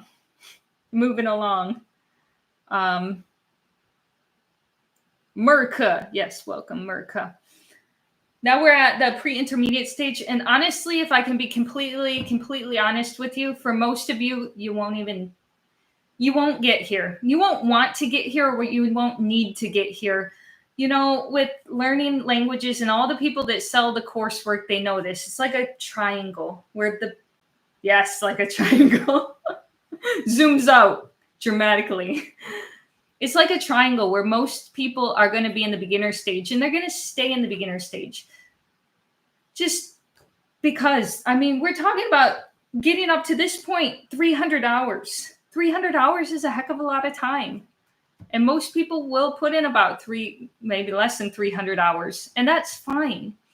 But I think it's unfortunate when people put this grand golden goal. We're going to get fluent with native level accent. Everybody, let's go. And they tell people, don't speak because that's going to mess up your chances of ever having that native accent at the end of all of this. And the unfortunate thing is, I told you, it's a triangle. Most everybody's always going to stay a beginner. They're never going to leave that. They're never going to speak. You see how that works? If most people, as it is with language learning, always stay in the beginner phase, they're always beginners. They might go from absolute beginner to beginner, but most people are always beginners. Very few people make it into intermediate, pre-intermediate, even up to advanced. Very, very few. Even people that live here in Japan as a foreigner, they drop off fast right after beginner. So if you're telling people, hey, don't speak unless you're intermediate, you're telling most people to shut up. You're never going to speak. You'll never have a chance to speak because most people are going to stay beginners. And everybody knows that. Everybody knows that most people just learn beginner Japanese or Chinese or Korean or whatever. You can see that in the language schools too. Interlanguage school in Tokyo, it's really easy to get into the beginner class. There's tons of people, but moving up. When you get to intermediate, everybody's dropping out. You might have had a class of 20. Now we're down to like 10 people and less. Forget it. Advanced courses almost don't exist. Everybody's out by that point. Either they learned enough, they're good. They dropped out, it's too hard. Or, I mean, by that point, you can do self-study on your own too. So we know most people stay beginners. And that's fine, especially if you're a hobbyist. But don't go in with this grand idea, I need to never speak until I'm intermediate. Well, most of you, I can't give you a percentage, but from what I've seen, like 80-90% never even leave the beginner stage. So you're setting yourself up for failure there. You're setting yourself for either being mute or just coming out of this with very, very little if you're not giving yourself the leeway to speak and make mistakes. Do you play the violin? Yes, I do. Yes, I do. I do play the violin, and that also requires about 30 minutes a day, bare minimum. It is like playing the violin too. How far do you want to take this? How many people start off as a beginner violinist? Yeah, almost everybody who plays the violin is down here as a beginner. No, very few people get up to intermediate. And the higher you go, the more time it's going to take daily. So we're progressively overloading.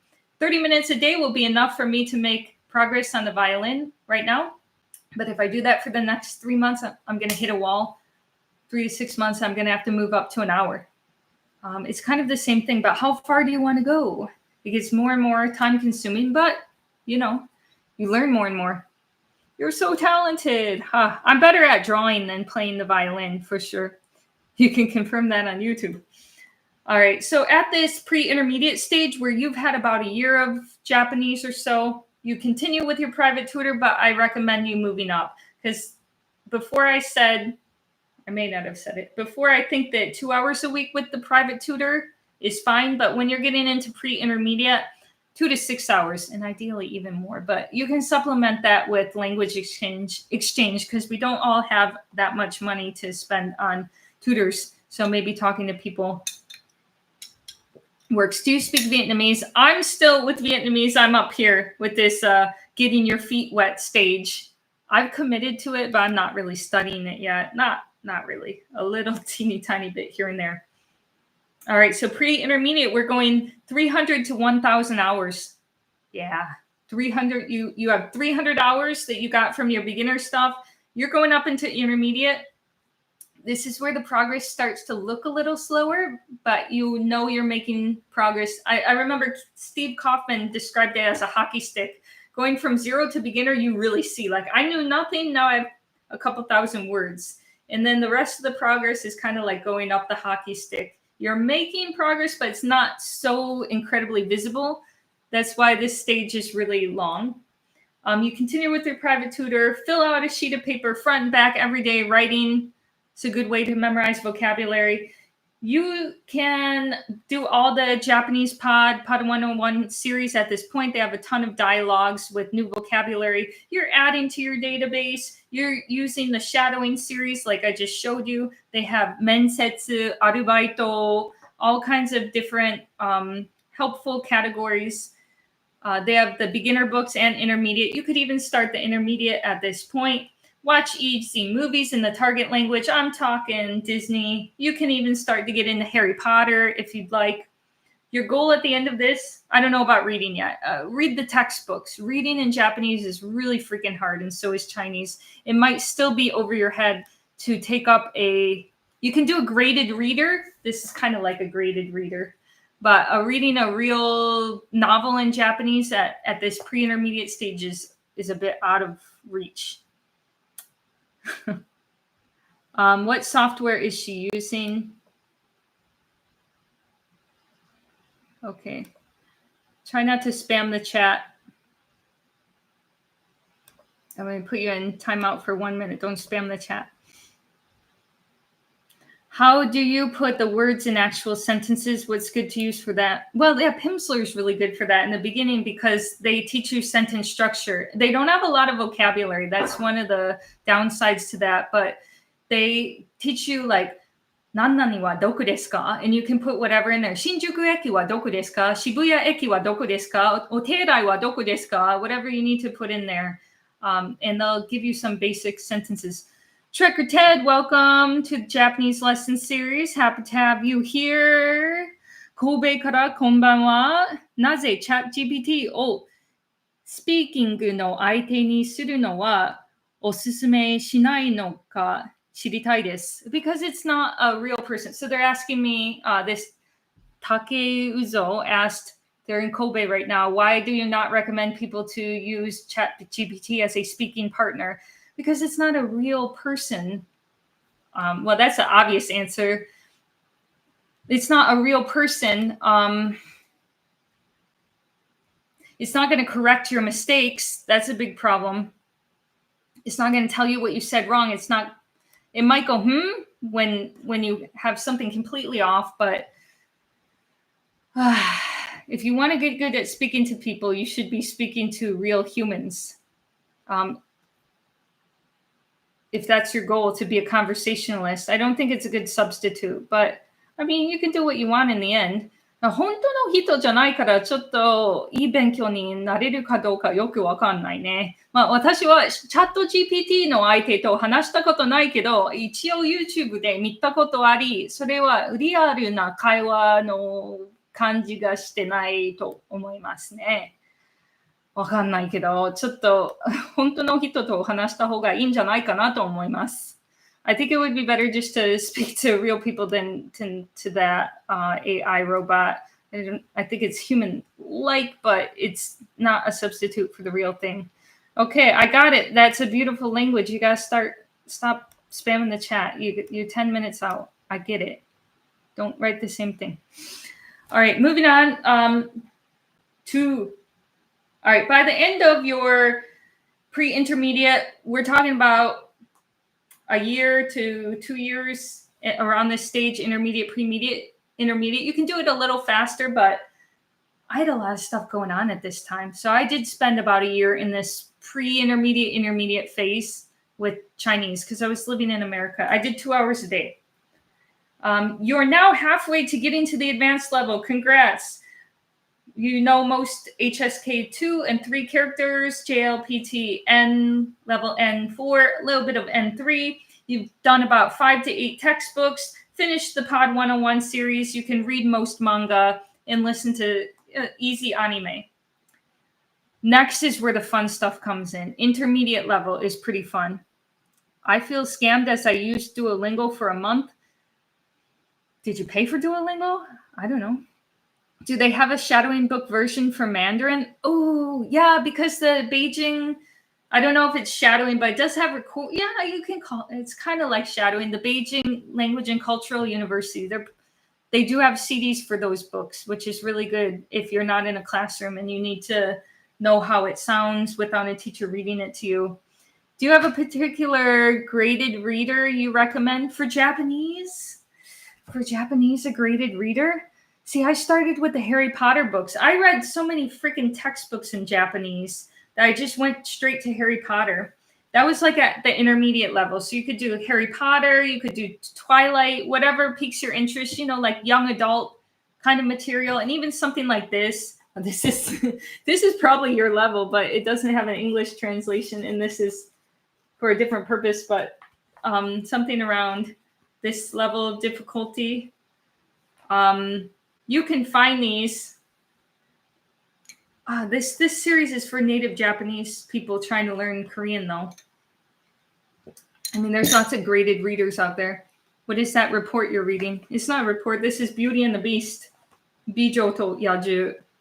Kankokugo de yomu Bijou to Yaju. And I really find this one quite useful. これは遠く離れた国のお話です。It's pretty simple. It's got Cinderella in here too. And then it's got the explanations, but really I'm supposed to be reading it in Korean. Very professional. Are you a teacher? You could consider me a teacher. It's the true irony about it. My friend who was in the chat earlier who says teachers are useless and they just talk to you like you're an idiot is also a teacher. I'd like to think he's a good teacher and his students, adults and children, got a lot out of it. For him to say teachers are useless. For him to say teachers are useless is very ironic because he has been a teacher for 17 years. He's basically saying his classes are useless. But I'm sure they're not. And you know what? There's teachers that teach really well in classroom styles that really work, like the small classrooms where you get a lot of individual attention, talking time. The teacher's using nothing but the target language. You're not using English at all for learning Japanese, for example. That's great. And I was a teacher too. And I taught people English and I abided by those rules. And I know that my students got a lot out of it. It wasn't a waste of time. And I taught them things that would be very difficult for them to learn on their own. A lot of pronunciation practice and American slang, and then more than that. Hello, welcome, everybody who's just joining us now. Have you ever worked as a translator? I've done translation work, but I wasn't a full-time translator, and that's a different skill entirely, too. I've found, and and this is not just anecdotal, but a lot of people who are good at speaking a language, they're native, like native children who know English and Chinese.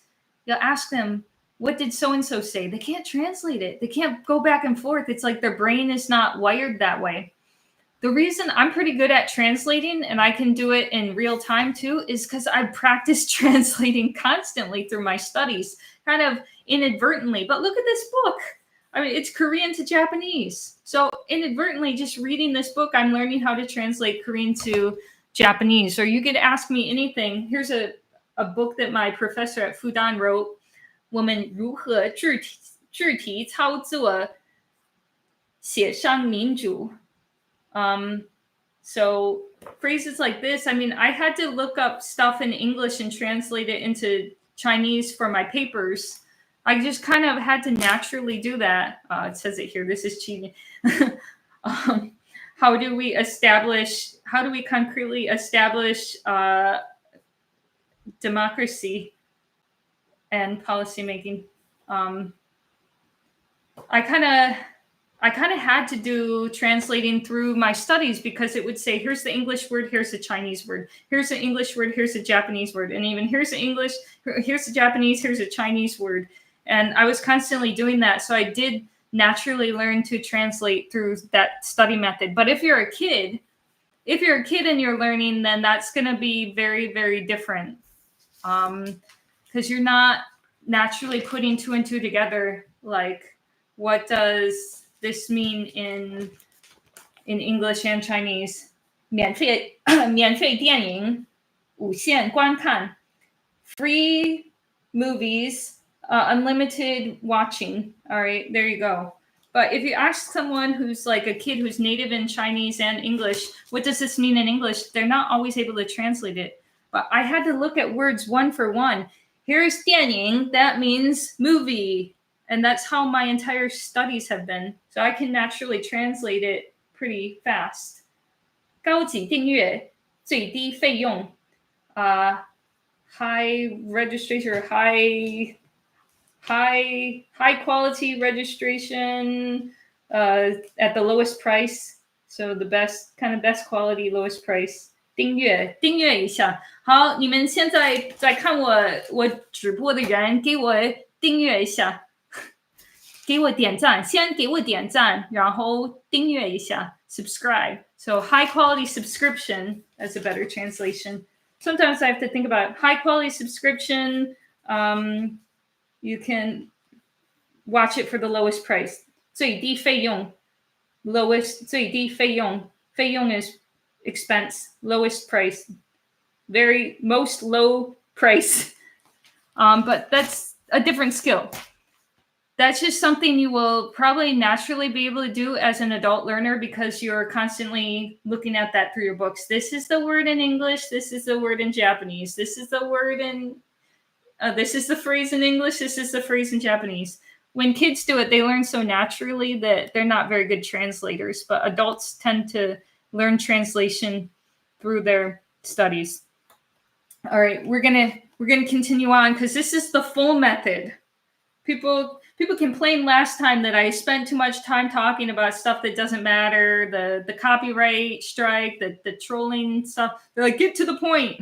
Okay, I'm going to get to the point.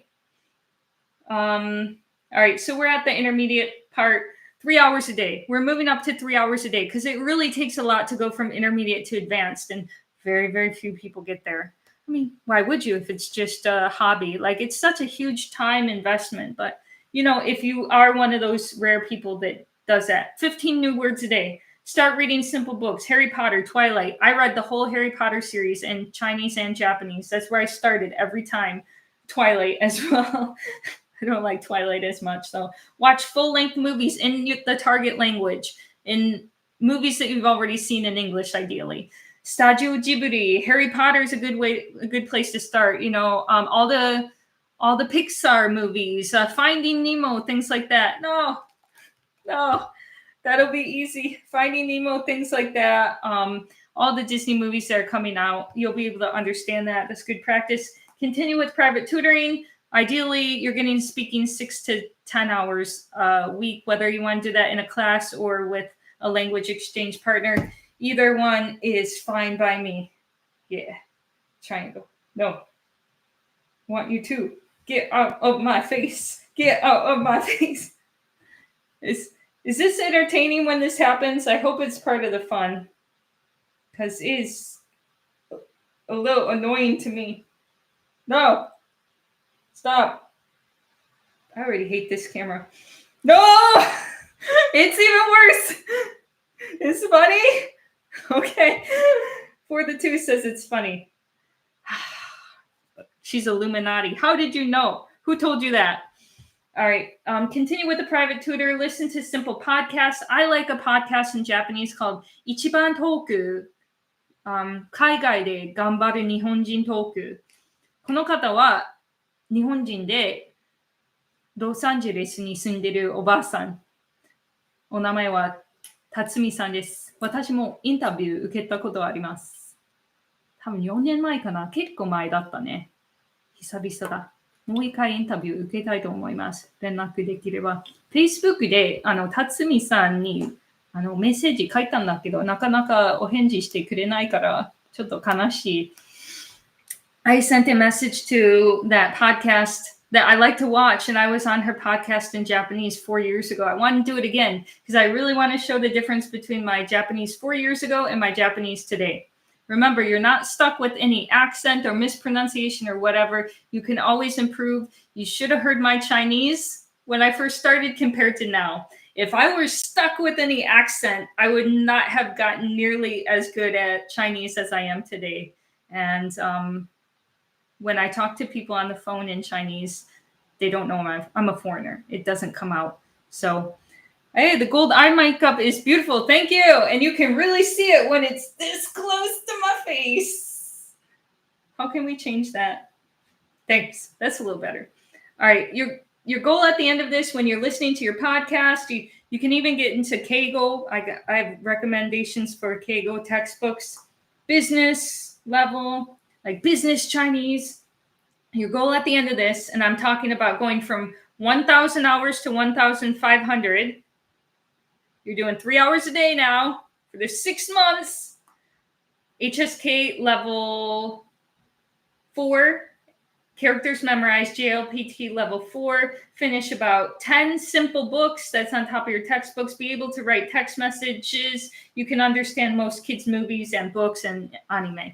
Living on the Edge. Welcome to the Japanese membership. You're going to get lessons from my boy, Teacher Tommy, who's probably afraid to come in here because he hears me going on my rant.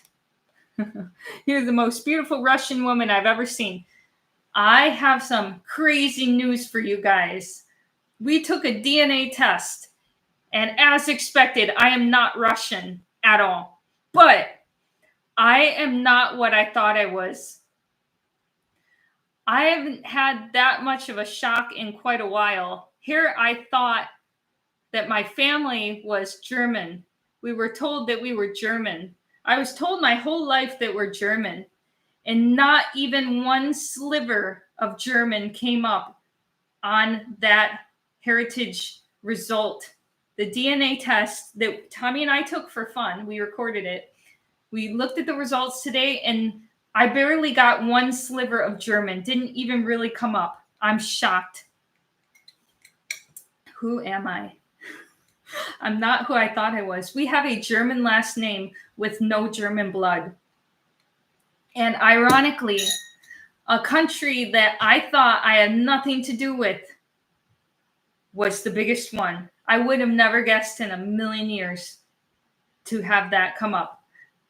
All right, we'll get to that in a second. More reason for you to stick around because I got to finish this first, and then I'm going to tell you what the heck I actually am. And it shocked me. I literally called my parents today because I think we have like a who the daddy issue going back to my dad.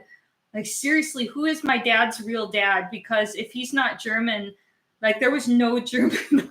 There was something so weird. Who the daddy? Who the daddy? Cliffhanger. Yeah, it was really bizarre. I'm like, my dad didn't even think it was real. He's like, that's not accurate, but it was. It's totally accurate. Dude, we are not from the country I thought we were from. I would have never. All right, we'll get to those results coming soon on the Jerry Springer show. Who the daddy? Gosh, it was so weird, you guys. I'm still kind of shook up by it. Like, I am not who I thought it was. I thought we were German. I've told everybody my whole life that we're German because I was told that, and we are apparently not German. Not even a sliver. Holy crap. Life changer. But I am almost entirely from one other country, and I'm going to tell you later, but I can't believe it's that. I really did not. I'm shocked. We'll get to that. Who are you? Who are you? Are you? No. You're incorrect. 世界贵族，你算是什么世界贵族？你就是一个 troll。干什么呀？你在干什么？ All right, I'm not Chinese either, and neither did I get. I didn't get Chinese or Japanese as a result. Hey, no, I liked that. Dramatic, so dramatic. All right, we're gonna get to what country I'm apparently really from. I'm shocked. The Zoom, boom, boom, boom. Unless your natural father is not. No, it's the issue is probably with my dad's dad. I mean, we knew that. There's a little bit of family drama there, but not with my parents, but with my grandparents. Who are my real grandparents is kind of a little bit iffy. All right, but getting back. All right, we're going to pre-advanced now. Man, most of you are not going to get here, but I said I was going to do the whole dang thing. This is when things get really fun. You no longer need a teacher. This is the 4 hours a day. When I'd start doing 4 hours a day at about this stage, pre-advanced. You can start it earlier, but you could definitely start it earlier. But this is actually what I did with Chinese because I moved back to China and I started doing more.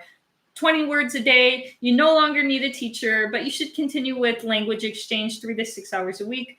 Watch documentaries. You can watch the BBC translation in Chinese. You can watch, what is that, grizzly bear guy who goes out to the woods and lives with animals. It's freaking hard to listen to, but at this stage you can understand it. You can watch full-length movies in the target language. This just gets really fun. Star Wars. You can watch Planet of the Apes and understand most of it. You can read novels, and I'm talking about like Angela's Ashes, the Stephen King novels. You could read The Green Mile, It, whatever, all those. I read all those in Chinese too, and Japanese. You can read news articles. You can read the newspaper. You can watch the news, write essays, not just text messages. You could write a diary. By the end of that, and I'm talking about 6 months of 4 hours a day, you'll be able to read the newspaper, understand news broadcasts, read full novels, understand documentaries. That's HSK level 5, JLPT and level 2, and maybe getting into 1. You could write a 1 to 2 page essay in this language. Does Pimsleur work for Asian languages? Yes, absolutely. Absolutely. I used it for only Asian languages. So yeah. Yeah, the title. I have to follow through with the title. Natty the Nerd is 0.25% Polish. That's very specific. Not 25%, 0.25%. I got a little bit of Polish or Eastern Europe in mine, but the biggest country shocked the crap out of me today. It was so weird. I had both my parents, I had sent them both messages like, what the heck is this? I thought we were German and we've been lied to. I've been lied to my whole life. Man, it was weird. Today was trippy. All right. And then after you've done all that, congratulations. You spent 36 months or 3 years on this language. That's 2,260 hours if you followed my method. Now you can. You think I still do 4 hours of Chinese a day? No. Not even 1 hour, probably. This is just a maintenance phase. You're just maintaining. Relax, kick back. You did it. I mean, the learning never ends, and there's a life beyond the advanced level to just keep polishing it to the nth degree. But now most of the hard work's behind you. You did your 3 years, 2,200 hours. Congrats. You could take HSK 6. You could take JLP N1. Topic for Korean level 6. You could read classic literature, like I like to do. Count of Monte Cristo in Japanese. Hunchback of Notre Dame in Japanese. You could write a university level paper, be able to be employed in the target language, like work in Japan. You could understand political speeches. Go see the Prime Minister of Japan make a speech. You'll understand it. And that's after 3 years of hard work, progressively overloading. Oh my gosh, that was the method. That was it. Have you ever taken TOPIK? No, I haven't. I tend to hate language exams, so I will take only the highest level when I'm ready. So I took HSK 6, took it one time, and that was it. And TOPIK, I'll work my way up, but I'm only, can you play the violin right now? I only want to take it once. Where can we read your protocol? I'll post it in the Discord. If you're a member of my Discord, or I'll also post it on Reddit, which is completely free. I know the private Discord costs $3 to join. But I will also post it in Reddit for you after this is over. If you want to join my Reddit, I'm going to post that in there. If you really want to know the method, like everything and the time span, the number of hours, the number of words, like in autistic detail, not quite autistic detail, but in a lot of detail. And for those of you who have been holding on, give this video a like. I'm going to tell you the weird freaking results I got today. Tommy and I took a DNA test just for fun. To do a YouTube video, and everybody always calls me Russian on the street, so I just wanted evidence that I'm not a Russian. And it turns out I'm not a Russian. But I had been told my whole life that our family is German, and we have a very German last name, super German last name. You guys don't know, but it is a very German last name. And that's what I always told everybody. We're German. I get this test back, and I would have guessed, all right, German and French, like maybe 70% German, 20% French, and then a little teeny bit of Ukrainian. And I know there's a little teeny bit of Jewish in our family. So I'm going to show you what didn't surprise me, and then show you the freaking 75% that I did not expect to be. Are you Russian? 世界贵族. I'm not Russian. 我不是俄罗斯人。我刚刚说了，我看了这个结果，没有俄罗斯，根本没有。Everybody thinks I'm Russian, but I'm not actually Russian. Oh, yes, I'm keeping you hanging. Okay, here's what didn't surprise me. Eastern European. So when people do say that I'm Russian on the street, I can't blame them. I do have 13% Eastern European blood, and I'm pretty sure that's coming from Ukrainian. We do have some Ukrainian in our family. The Balkan, I can't explain. Jewish / Middle Eastern, 7%. I mean, that makes sense. I know we did have a Jewish ancestor in our family who converted to Christianity, but I mean, like 7% is pretty freaking low, right? It's almost inconsequential. So this is making up about 25%. And I expected this. I'm not surprised by any of this. But 75% came from, yeah, Nathan. Oh, well, Nathan's not in the chat. Oh, my friend Nathan, he's not in the chat. I already told him this morning. What the heck, you guys? I would have never guessed in a million. French and German? Yeah. Jewish, 7%. Yeah, well, I knew that we had a little Jewish ancestry in our family, but that's not very much. That's big. Anything under 10% is pretty inconsequential. Pretty. Oh my gosh, it's 1:30. I'm making up words. It's inconsequential if it's below 10%. Italian, exactly. I expected that, but Italian's not on here because I was told we had some Italian in our family too, but I don't know. Balkan came up, and that's just weird to me to see Balkan. Here it is again. The breakdown of the ones that, oh, sorry. Oh my gosh, I just spoiled it if you saw that. East European, Balkan, and yeah, a little bit of Jewish. Did you just see it? Did I just spoil it for you? It kind of got out. Dude, you guys, I'm not German at all, or French. My grandparents have a French last name. Where the heck did that come from? My other grandparents, mom's side, French last name. Dad's side, German last name. We got no French or German blood whatsoever. What the heck? What the heck? Say it already. Okay, I'm going to say it. I didn't expect this at all. I'm 75% English. I'm 75% British. I am like, at least according to this, British, freaking UK. Yeah. I would have never guessed that in a million freaking years. Not Swedish. Where the heck did that come from? Never in my whole family. What the heck? When I looked at this, I'm like, this is somebody else's results. So you're gonna tell me I'm 75% British? Welcome to the winning team. Yeah, at least it's on the winning team of the war, the World War II. I don't have to take that L. At least we were on the good side, not on the evil side. Why the heck did I get British? Nobody in my you're too pretty for British. Thank you. I appreciate that. He must be in Malaysia. 世界贵族。你在马来西亚吗？这个 MYR 不是马来西亚的钱吗？ Why am I 75% British, you guys? I looked at this. I'm like, that's not my results. Who's this? And then the bottom made sense. You know, the Ukrainian and the Eastern Europe, the little tiny bit of Jewish. I'm like, I knew that. That makes sense. 75% British. What the? No, I'm almost in disbelief. Like, is this wrong? It can't be wrong. Like, 75? No, I'm not from Israel. I just told you we're freaking 75% British here. What the heck? Tommy and I took this together, and I'm like, what? I've never heard that in my family. Yeah, what a shock. You guys, I'm freaking British? Did not see that one coming. Dude, we gotta, with my grandparents at least, maybe more on my dad's side, it's like, who the daddy?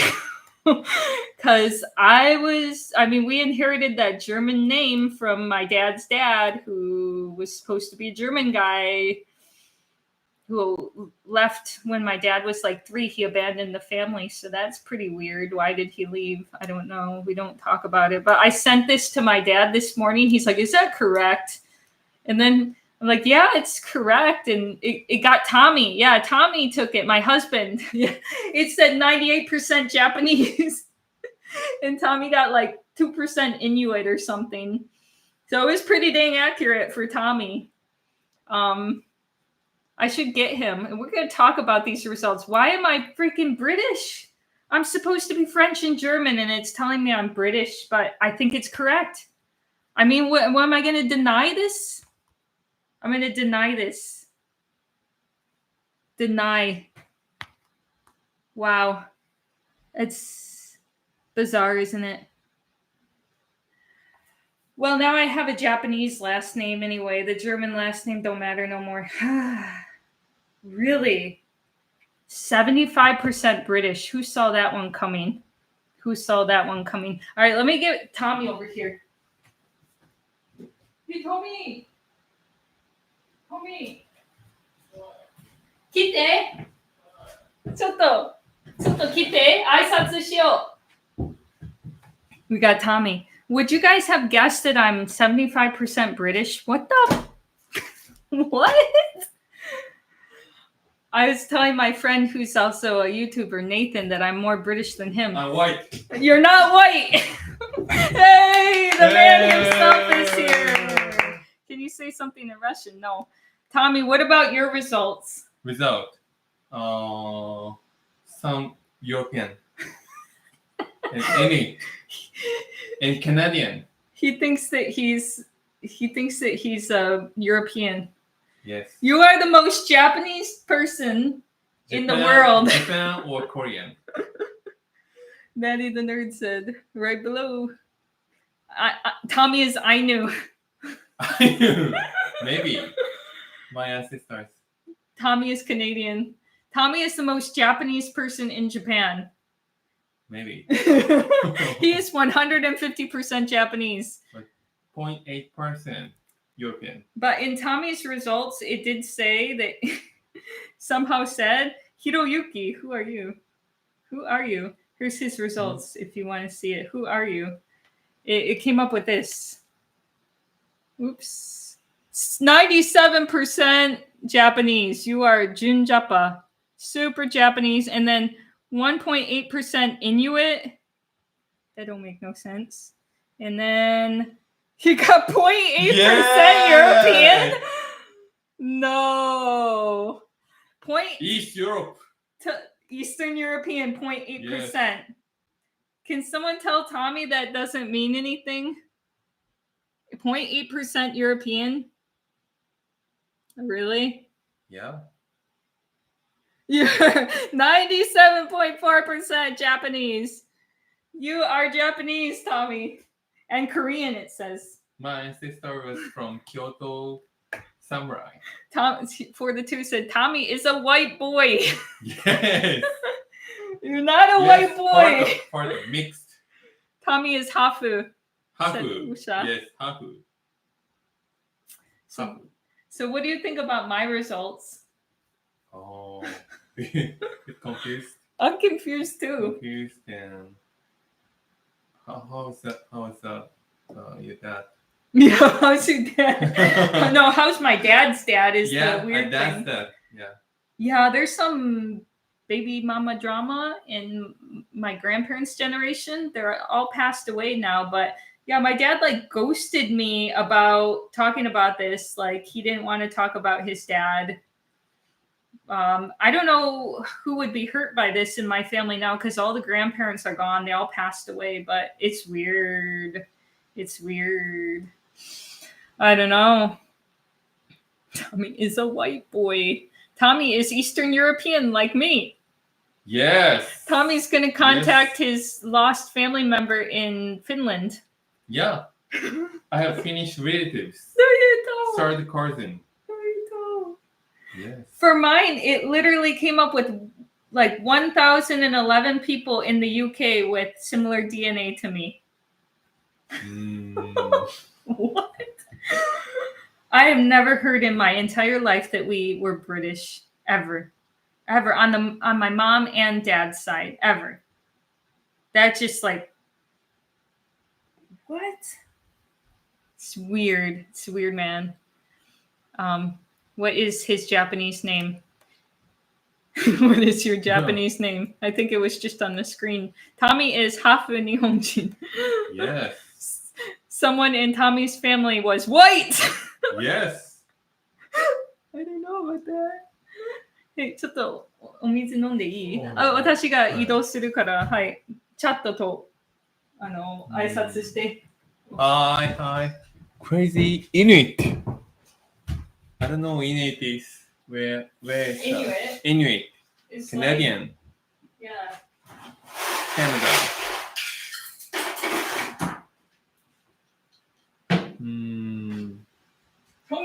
Tommy will answer your questions right now. Me white. Don't leave because Tommy's here. Oops. Inuit No, they want me. Inuit is They want me. Oh my. They're saying no, Tommy. Stop for Tommy. No. I know you like me. I know everybody wants to leave. Like I just want to go to the bathroom. Hi, brother. Hold your hands up like this. Okay. Watch me. There we go. Okay. You can put your hands down now. Okay. Someone from his family. Inuit. Oh. Isn't it in British? 日本は東京です。US doesn't Inuit as well. Come back to America.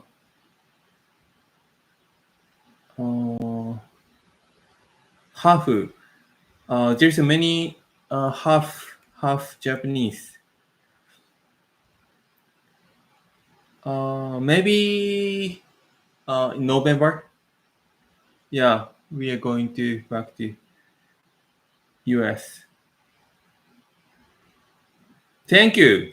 Yeah, it's next month Halloween, so I'm gonna guess blonde wig. Yeah, we're doing Naruto for Halloween. That's our theme. And I'm going to be what's her name? Yamanaka Ino-san. Halloween's going to be really fun. Tommy is Czech. Your English is quite good. Hey, they're impressed with your English. British Inuit is not Inuit. I'm not Inuit at all. I didn't get any indigenous, nothing. Oh, wait, a little. If it's under 1%, then it really, really doesn't count. It really doesn't count. I'm getting cut off by ads. I think I put it on relatively small ad interruption. So recently, a lot of people have been talking about that on YouTube. I have YouTube Premium. Yeah, they make me pay for it too. I have YouTube Premium, and it made all the difference in the world. It's a much more pleasant experience now with YouTube Premium. Oh, we just had someone join as a Patreon member, so they're going to be part of the Discord. Yes. Discord ga tsuki desu ka? Do you like Discord? Yes. You're barely on there. Tommy will put more on later. Teach Tommy's on there. Yeah. If you do want to be part of our private Discord, you can either become a channel member right now or go over to Patreon, pay a $3 one-time fee, and you're a lifetime member. I'll never kick you out. I don't think I've kicked anybody out ever. You say something in Russian. Say something in Russian. Borshchi? Something in Russian. Привет. Dude, I have no Russian blood whatsoever. This has been proven. Not Russian. Yeah, no Russian. But the British part is really strange. Привет. Привет. I hope that was helpful. Going over all of the language learning advice. Wow, that was quite a lot. How many of you in the chat are actually studying Japanese? Well, tell me which language you're studying right now. English. 英語の勉強どう？進歩してる？ Baby speed. Baby steps? Yes, baby steps. That's right. And Tommy likes to learn kotowaza and yoji yes. jukugo. I'm better than you. At English? But remember, apparently Japanese. I'm 75% English, so yeah, I'm the English person. English teacher. Okay. Where did that come from? I'm still a little bit in disbelief. Oh, thank you, Mobek, your student. Thank you, Mobek. He's your student. $2. Thank you. $2 Tommy. $2 Tommy. Thank you. By the way, everyone, I have some really great news. This guy right here is about to have a birthday on Monday. Happy birthday, Tommy! Thank you. Otanjoubi omedetou. Thank you. 38. Monday is Tommy's birthday. Thank you. Happy birthday, Tommy. Omedetou. Thank you. Otanjoubi omedetou. Kanpai. Thank you. Thank you. 生日の축하합니다. 축하합니다. ありがとうございます. Happy birthday, Tommy. Usha, our moderator, says happy birthday. Kanpai. Thank you. Kanpai. Oh, here you go. Somebody has a question. You can read it. 八方美人. どこ? Yes. 八方美人? 初めて聞いた. 八方美人なんだ? Beautiful women everywhere? 違う。八方美人. どういう意味? Thank you, Kevin. Here's a birthday present. Thank you. We actually went shopping in Harajuku today, and I got Tommy a birthday present. Hey, 38歳? You look younger. すごい. Thank you. すごい、38歳. Chantal Ward said, 38 years old. This guy right here will be 38 years old on Monday. Oh my gosh. He's kind of getting close to 40. Did you know Tommy's almost 40? I'm still 38 years. It's okay. Tommy's turning 23. Yes. Happy birthday, Tommy. Thank you. If you wanna contribute to Tommy's happy birthday, you could. Oh, looks 28. You can Thank you. Praise him and tell him he looks young. You could send him a super chat. Send him a Thank you. A smiley emoji. Send him whatever you want to send him. Become a member. Watch his videos. We all want Tommy's good genes. Yes. Yeah, young My Tommy. people. My people. Tommy looks 28. You look like Thank you. you're in your mid-20s. Okay. Bye, guys. Natty the nerd Thank is you. out. Oh, you're leaving. Oh. You're leaving. It's okay. How many people watching are older than Tommy? If you're older than Tommy in the chat right now, send us a message here. Over 40s group. He is handsome. 48. He's a handsome 45. dude. 45. 45 in the chat. Wow. 54 in the chat. 45. 30. So young. 30 is 32. young. You're younger. 44. 32. We got 61, 59, thank you. 42, So 46, cute, Moby. 43, Thank 64. you. Oh, that's so cute. 47, 54, 41, 410. We got a 410-year-old in the chat.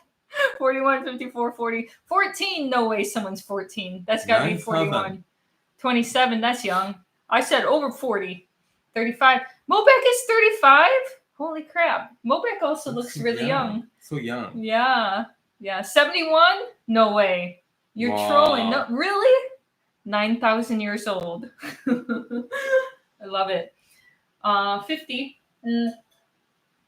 That makes sense. I think that my audience is a little bit older. It's a little bit older. I've seen the stats. YouTube shows me the stats. You want to see it? Just for fun. Do you want to see the age and countries that all of the viewers are from? I mean, just between you and I. Oh, wow. Our video is doing really well, Tommy. Look at that. Yeah. Oh, yeah. Some of the shorts. Okay. What would you guess? Average age is our viewers. 35. All right, I'll give you an age range. This will help. Okay. All right, first, what do you think the female to male ratio is for my channel? How many men, how many women? I know. It's not too bad. Was it? But all right. The female to male ratio and then the 80% men, 70-30, 80% men. Because of shorts, it changed. You would have been right if it were long form. And I know people that watch the language reaction videos are mostly men.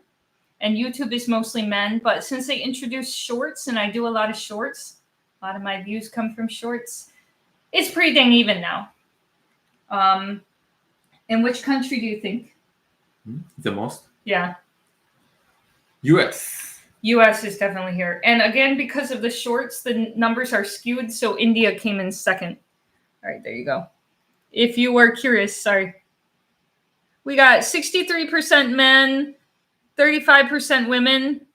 And then for countries, 35% USA, India, and then the UK. Apparently my people from the UK. Merca is also there. Merca, UK represented. You reading it? India, because of the shorts. And normally there's more men, but yeah, I told you, shorts kind of skewed it. All right, now the age. What age are these men and women? All right, we have, let's just do 13 to 17, 18 to 24, 25 to 34, 35 to 44. All right, 20s, 30s, 40s, 50s. Who's the most? I mean, we just saw from the chat, there's a lot of 40 and 50-year-olds. What's the number one group? What do you think? 30. I think this is because of shorts too. It's changed. I think younger people watch the shorts more, but they're my age range. 25 to 34. So you guys are the same age as me. Same. The same age as me is watching. 25 to 34. Where I stand in that 25 to 34? Am I closer to 25 or 34? Well, you just use your imagination. But that's my age range, 25 to 34. And that's who's watching. So barely any young kids. We tend to have older people. And perhaps we are around there. You look 35, maybe at 2 a.m. That's fair. Because it's really late. Oh, 2 a.m.? It's 2 a.m. Right. Neru? Okay. Okay. Okay. Tommy. Thank you. Happy birthday. Thank you. Oyasumi nasai. Oyasumi. Good night. Tommy's gonna go to bed. He's tired. And we're gonna go get back into some stuff. You look 25. Well, thank you. Appreciate that. I'm younger than Tommy. That's all we need to know. Yeah, there's not a lot of young people watching my stuff. I can see maybe if I talked more about anime, manga, I'd get the younger crowd, but mostly. Bye, Tommy. Bye bye. But mostly we got the older, more mature group on our side watching. Okay. Can you tell me your name? Age, younger than Tommy. Somewhere between 25 and 34 and younger than Tommy. Tommy is 38. Well, that's not that hard. 25 to 34. Somewhere in there. My name is Anming. What's your name? Love the videos. Been watching you for 4.5 years now. No way. Thank you, Darren. Glad to have you here. So glad to have you here. You said you're a year younger than abroad in Japan. I never said that. I said I am a little younger. Technically, I am a little younger than him. And apparently we're both British. That I've come to find out today about my British ancestry, which I am still finding hard to believe because I was told my whole life that I'm German. I was lied to my entire life. Ladies and gentlemen, mostly gentlemen. Can you believe that? Well, yeah, I don't know. It's weird. 34, but looks 25. Who? Tommy? 38, but looks 28. Yeah. Anming, can you please answer my last question? I don't know what your last question is. I had to say bye to Tommy. It's all about Tommy. Well, now he's gone. Did you pick the name Anming while you were learning languages or just stick with your real name? I picked a new name.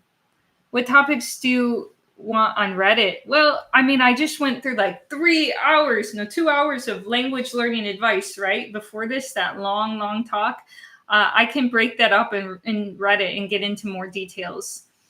And I tried to do a couple language videos recently too. One of them is a members only video, which I'm going to go into more details about the Stephen Krashen stuff in a collab with Language Jones. And I think that'll be really good. We're going to do that in October. But I am on the lookout.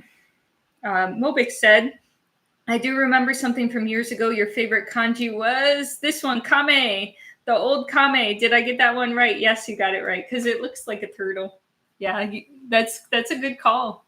That's good for you to remember that.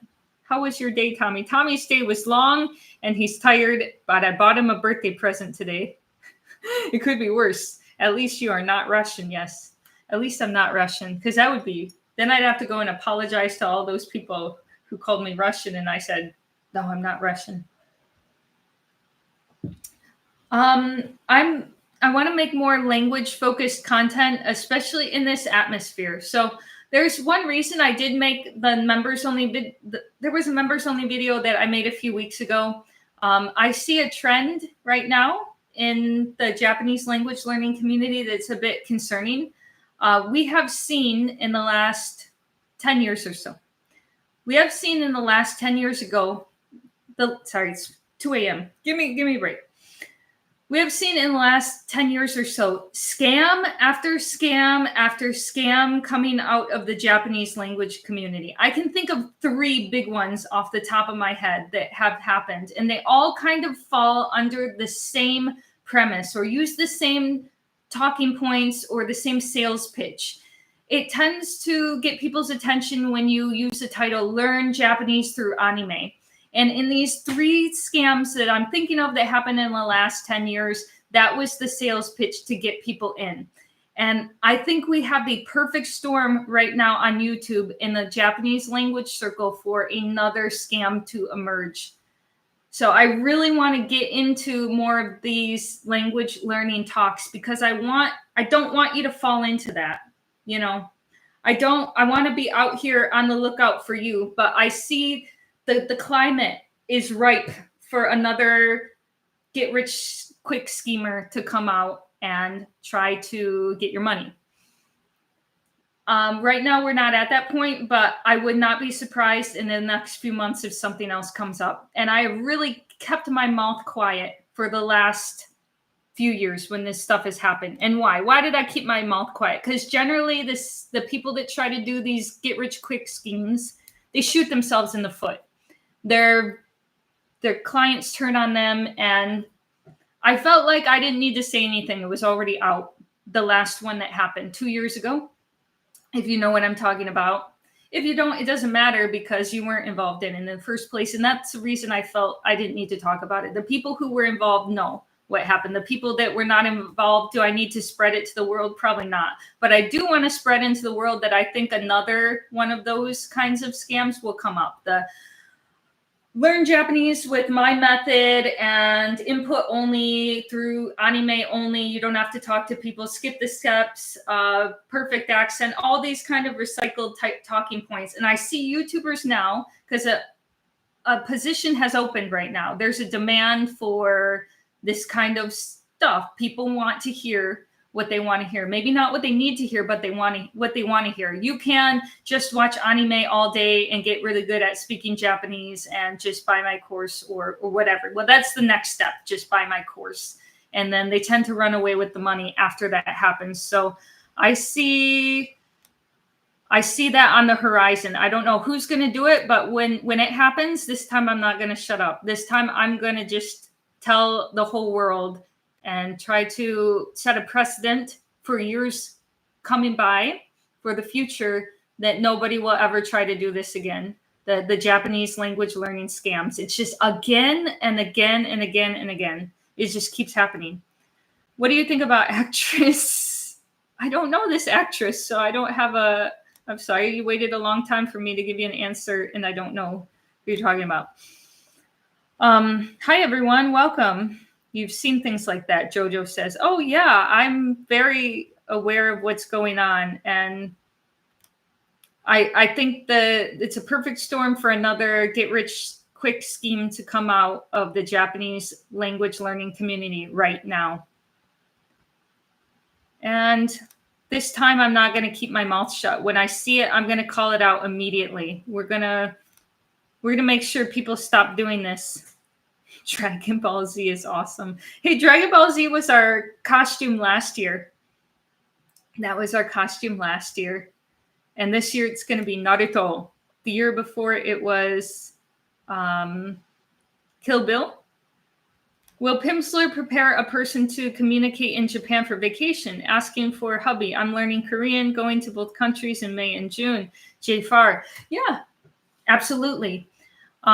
If you do the entire program, the 5 months, so 30 minutes a day for 5 months, you'll be more prepared than ever. But even just going through let's say level 2, up to level 2, and ideally into level 3, will prepare you for your quick vacation to Japan. And I find it very helpful. I mean, simple things like, Shinjuku eki wa doko desu ka?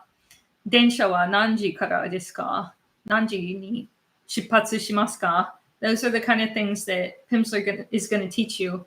Kore ikura desu ka? It should be very helpful. Yeah, but getting back to what I was just saying, that's why another reason why I want to do this Reddit thing, not only to have a place to talk and share ideas with you. Here's my Reddit group that we're going to start.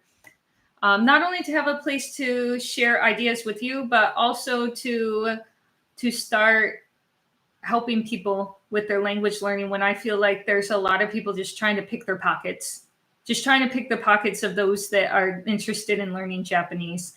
Why can you trust me? Why am I an exception here? Well, all I have to do to make my income is entertain people on YouTube. I make enough money just making entertaining videos. It's 80% of my income, 75 or 80% of my income. So it's not important for me to sell a course or to sell something. That's all just additional, could do it or not do it. So I'm just going to tell you what I think, and I'm not going to try to sales pitch you or back you into a corner or try to make something look better than it is.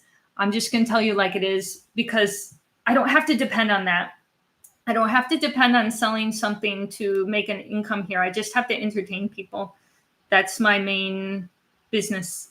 Just make entertaining videos, and then I can give you my honest opinion without trying to without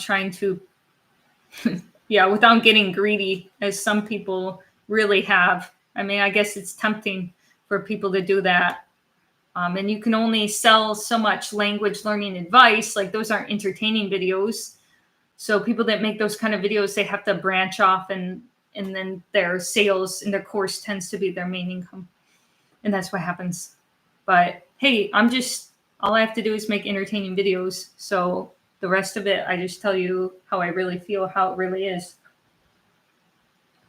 Is it normal to have sudden bursts of improvement? Been learning Chinese semi-seriously 2 to 4 hours a day for about 4 months now. Spent 5 days watching the same movie on repeat, and suddenly went from like 10% comprehension to 30 or 40%. Well, I want to say first that if you're watching movies and it was 10% comprehension in the beginning, you're watching movies that are way, way too hard. Scale it back to something that's a little bit easier than whatever you're watching, because I mean, even 30, 40% is a little bit under what I would consider productive learning, productive input. Then you're getting to the point where it's kind of in one ear, out the other. But if you're doing 2 to 4 hours a day, that's a lot. But now I'm a little suspicious that your 2 to 4 hours a day may not be super productive with this 10% thing that you're saying. But sure, you can make a lot of improvement even 2 to 4 hours a day in like a 4-month period. That's a lot. I mean, you can improve a lot, especially going from absolute beginner to beginner. Yeah, there's a big difference. You can really feel it. It's like the hockey stick analogy. You improved really fast in a visible way. But at the same time, I do want to give you this advice, take it or leave it. You might want to try something a little bit easier if you're only getting 10 or even 30 or 40%. A little bit easier content. It's like 1 to 2 hours a day of Anki paired with whatever I feel like. I feel like it's been really productive for the 2 hours. I mean, if you're a hobbyist, you're having fun, you can do absolutely anything you want. I go with the theory of delightfully challenging, and even 30 or 40% is beyond challenging. It's almost, you're not getting 60 or 70% of it. It's like, how do you even get words from that? How do you pull words out? I'm almost at that point with this book. I'm like at 50-50 with the Korean version, 50-50 here. And I'm already feeling like this is not very productive. I'm just getting a couple words to pull out here and there from my database. Like, it would be a lot more useful if I understood 60 or 70%, but 30 or 40, and that's just a bit too low for the material. Maybe try something a little easier. Are you using an iPad mini? Yeah, I have an iPad mini. Well, I understood most of the words, simply didn't process them fast enough. Oh, okay. Well, I guess just the absolute rule to follow is don't put subtitles on it. Then it truly becomes where you're not studying. But 本が後ろに見えるけど、漢字検定2級を勉強してるのはすごい。ありがとう、MK. Yeah, I do have these ones. I'm still working on. Once I finish this entirely, then I'll go to the 2. But this is my second time doing a 3, and then I'll go to Jun Nikyu. But even this, I wasn't getting this 100%. So I'm going to do a little bit more of the 3. And then as soon as I finish this book, this is the second time, then I'll go to the 2. But I haven't technically started 2 yet. 2 is really hard, especially the Yoji Jukugo. Yoji Jukugo is super, super difficult. The idioms, I'm really lacking on that. If you don't know what Yoji Jukugo is, there's an example there. So this is the Kanji Kante. It's a kanji test that you're probably never going to have to take. Why am I interested in it? Because natives know this. This is only level 3. This is high school level Japanese. So high school level Japanese is not very hard. All natives know that. Tommy knows it. He can do this book too. Level 2 and level 1, that's starting to get a little bit out of what most natives know, but maybe that's just for fun because I really like kanji, but this is pretty practical up to 3. Beyond 3 and you're starting to just do it for the sake of doing it. MK, good catch. Good catch. And to even know about that test, is this a Japanese person? Or just a foreigner that knows a lot about Japan? Pimsleur is awesome. Glad you like it. I feel like I've been stuck in HSK 4 level for almost a year now, kind of because of burnout. 2个问题, 2 problems. Have you ever had that feeling? Going to Taiwan soon. Any tips to make the best out of it? The best thing to do in Taiwan is to meet your Taiwanese friends and hang out with them for a week or 2 and speak nothing but Mandarin. But if you're just on vacation there and hanging out and you're not going there to meet Taiwanese friends or anything, they're going to drive you around. Buy a lot of books. They have the best material when you actually go to the country. Like I showed some of these Japanese books that you can use to study. If you get the chance to go to Japan, walk into a bookstore, just buy everything you can. And then take those home and do those as a goal. Don't let anything sit on your bookshelf for more than 2 months, like active books at a time. Just go to Taiwan, buy a whole bunch of books there, CDs, whatever you can get a hold of that's material for learning, and devour that when you take it back home. It should be fun going into a Taiwanese bookstore. She doesn't sell BS should be your marketing slang. Thank you. Well, I don't have to sell BS, right? I make enough money off of AdSense. 75 or 80% of my income comes from AdSense. So I just have to entertain you. And then the rest is just icing on the cake, right? So, ladies and gentlemen, we're going to do maybe 20 more minutes. So get your questions in, and then I'm going to hit the hay. 15 or 20 more minutes here. Your chance to get your questions in after I did that long monologue there. Let's see. Just started getting into the Patreon stuff today. Do you have a list of good starter movies, shows, etc. for beginners? That's something that I would like to post on my Oriental Pearl Reddit page and also in Discord and Patreon. So I'll start adding that to these websites, but currently I don't. Am I shadow banned? No, you're not. User QH5. I can see it. I don't think anybody's shadow banned. This is subscribers only mode though. There you go. If you want to go into my Reddit, I'm going to start adding this information to Reddit, Discord, and Patreon. List of books, Chinese, Japanese, Korean, movies that are appropriate, which level, and some podcasts that I recommend. I'm going to put that all out there for you on Discord and Patreon. And then if you want to take the free route, I'll put it on Reddit too. Team up with George Tremblay. Funny thing is, we're doing the next live stream next weekend, and George is going to be here. I already contacted him about it. We set it up. You can see he sent me all his books a while ago to review them. I did do the ones in Korean. I liked them. And, oh, great. Was my prior comment removed? I don't think so. There's just a lot of comments here. Yes, George will be in the next one. So I look forward to that. He is another YouTuber who is a book publisher in Japanese. So the next time we're here, all gathered here together next weekend, it's going to be all about Japanese. We're going to talk about Japanese with George, who I really respect, and I have a lot of points that I agree with him about. So that should be a fun discussion. And we also have a lot in common because he's interested in Chinese and Korean.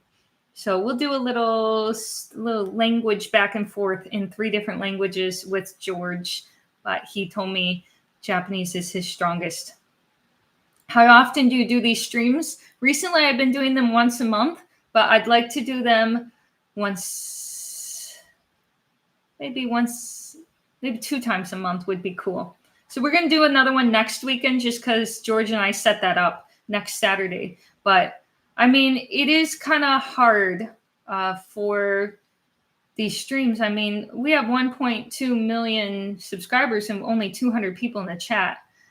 I've literally, when I had 70,000 subscribers, I had 200 people in the chat. There's been no improvement whatsoever from 70,000 subscribers to 1.2 million.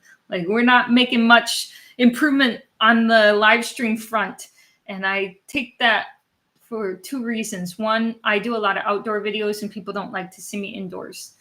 And the second reason is I think I don't have a lot of people watching for me. I think they're watching for the entertainment or for the topic, but we will be working on that really hard because I'd like to have some fans. I don't want you just as viewers. I want you as fans, ideally. But I think everyone in this chat today is a fan, because if you weren't, you wouldn't be here. I mean, the other 1.2 million people, they're like wishy-washy, come and go. But you're here and you're special, and I appreciate you. So thank you. Even people watching this on replay, I appreciate that you're here, because I don't have a lot of fans. I have a lot of viewers. I don't have a lot of fans. I'm very well aware of that. Very aware of that sad fact. Have you considered teaming up with Steve Kaufman? We had a little communication back and forth about 1.5 years ago, but I honestly couldn't think of a topic to talk to him about. Perhaps, I mean, Steve, I'd like to do, most of his successful collabs were like speaking multiple languages, but what do we have in common? Chinese, Japanese. He doesn't speak a lot of Korean. I would say Korean too, but he doesn't know a lot. I don't know what we would talk about that would get people's attention. I have a hard time getting people's attention. Look at this chat. We have a channel with 1.2 million subscribers, and our chat is looking like a channel with 50,000 or less. Like, literally, I've seen a lot of YouTubers with 50,000 subscribers that get 200 people in the chat easily. We didn't even pass 400 today. I mean, it's kind of sad, but I'm glad you're here. You make me happier. It could be worse, but it's pretty bad. Most of your subs are likely non-US. No, they're US, and this is their time, and they didn't show up, but I don't know. I'm trying to work on that. I feel like if I do live streams more, we can improve the number, but so far it still hasn't improved in the last few months. I love your videos. You're a great role model. I appreciate that. We're going to go and do this for another 15 minutes or so. Get your questions in, because we won't be here all day. It is getting close to 2:30 in the morning, so I will have to leave soon. But yeah, I mean, I don't want to dump my YouTube trauma out, but I do. It does make me a little sad that big fan here in Michigan. Johnny, thank you. Thanks for Johnny. At least Johnny's here, and you're here in all the hearts. And yeah, well, I just 2:30 a.m. Dang. Yeah, I'm doing this for you. I'm doing this for you guys. I got my cute Neko cup here, my Neko mug. How to quickly learn Japanese. Well, I just went through the whole process. You can quickly go through certain stages, like the beginner stage. I told you how you can get into beginner Japanese 3 to 4 months, but we just went through the whole 3-year process if you want to get to the advanced level. But 3 years is pretty dang fast already for advanced level, if you want to go that far. But remember, again, going into the triangle. Oh, every time. Apparently that's a cue for it to do this. Language learning is like a triangle in that most people are at the bottom. They're at the base and they stay at the base, and that's just how that works. So most material is made for learners. Courses are made for learners. Books are made for learners. You'll find hundreds of beginner books, and then there's just less and less material the higher you go, and less people studying the higher you go. So when I give advice, I'm assuming that I'm talking to beginners, because I know most of you are beginners, and I'm giving you advice that is going to be helpful to you as a beginner. Will you get really, really good at Japanese 30 minutes a day if you just continue on like that for 3 years? Not really, really good. You won't get advanced. You really have to double, triple, quadruple your studying as you get into the higher levels. But most of you are never going to need to get there or want to get there. So I say 30 minutes a day. 30 minutes a day for most of you is going to be good. And if you get to the point where you're ready to take it to the next level, we'll move you up to an hour a day. And if you get to the point where you want to go further yet, and I want to do intermediate Japanese, 2 hours a day. I want to do advanced Japanese. I'm on intermediate. I want to go to advanced, 4 hours a day. We'll move you up progressively. But for you guys, because I know most of our beginners will start you off with 30 minutes a day. Hello from Arizona, Lord Vader, welcome. John Doe, I have to go. Well, I appreciate that you came. Sean is a big fan in Cali. Glad to have you here, California. Would you do another collab with Xiao Ma? I've never done a collab with Xiao Ma ever before. I don't know him, so you've got me confused with someone else. Candice is from Kentucky. Okay, we're going to do a couple more questions here, and then I'm going to hit the hey. I see you guys leaving after you picked my brain for the entire method. You got what you wanted. Now you want to go. Or perhaps there was another ad. But anyway, last questions here. Last chance. Aloha and good morning from Hawaii. Good morning. Good morning. My favorite content of yours are the travel videos. Oh, that makes me so happy because that's what I enjoy making the most. I enjoy making that the most. Any plans for Tommy's birthday? Yeah, we're going to go to Shanghai. But we're going to have to delay it because October is really busy. So we're going to go to Shanghai and I'm going to film a video at my old school. You know, going back to the conversation of back when I wanted to be a diplomat and do China-Japan relations. We're going to go back there. I'm going to film a video at my school, and I'm going to show Tommy around Shanghai for his birthday. Love your content. Keep killing it. Thank you, Trev. Jojo said, do you have any tips for someone with attention challenges on your Reddit and Patreon? Well, luckily, we made our videos really super entertaining on Reddit and Patreon, so that should be helpful. We tried to make it very humorous. There's a lot of jokes, and I think you would like it. So thank you, everybody. I'm going to get going here. I really appreciate it, and I'll see you next weekend. It won't be long. We're going to have George on here and talk about Japanese specifically. Well, thank you so much, everybody. I'm tired, but I really appreciate this. It was fun, and I'll see you next weekend. Oyasumi nasai. Bye-bye. Okay.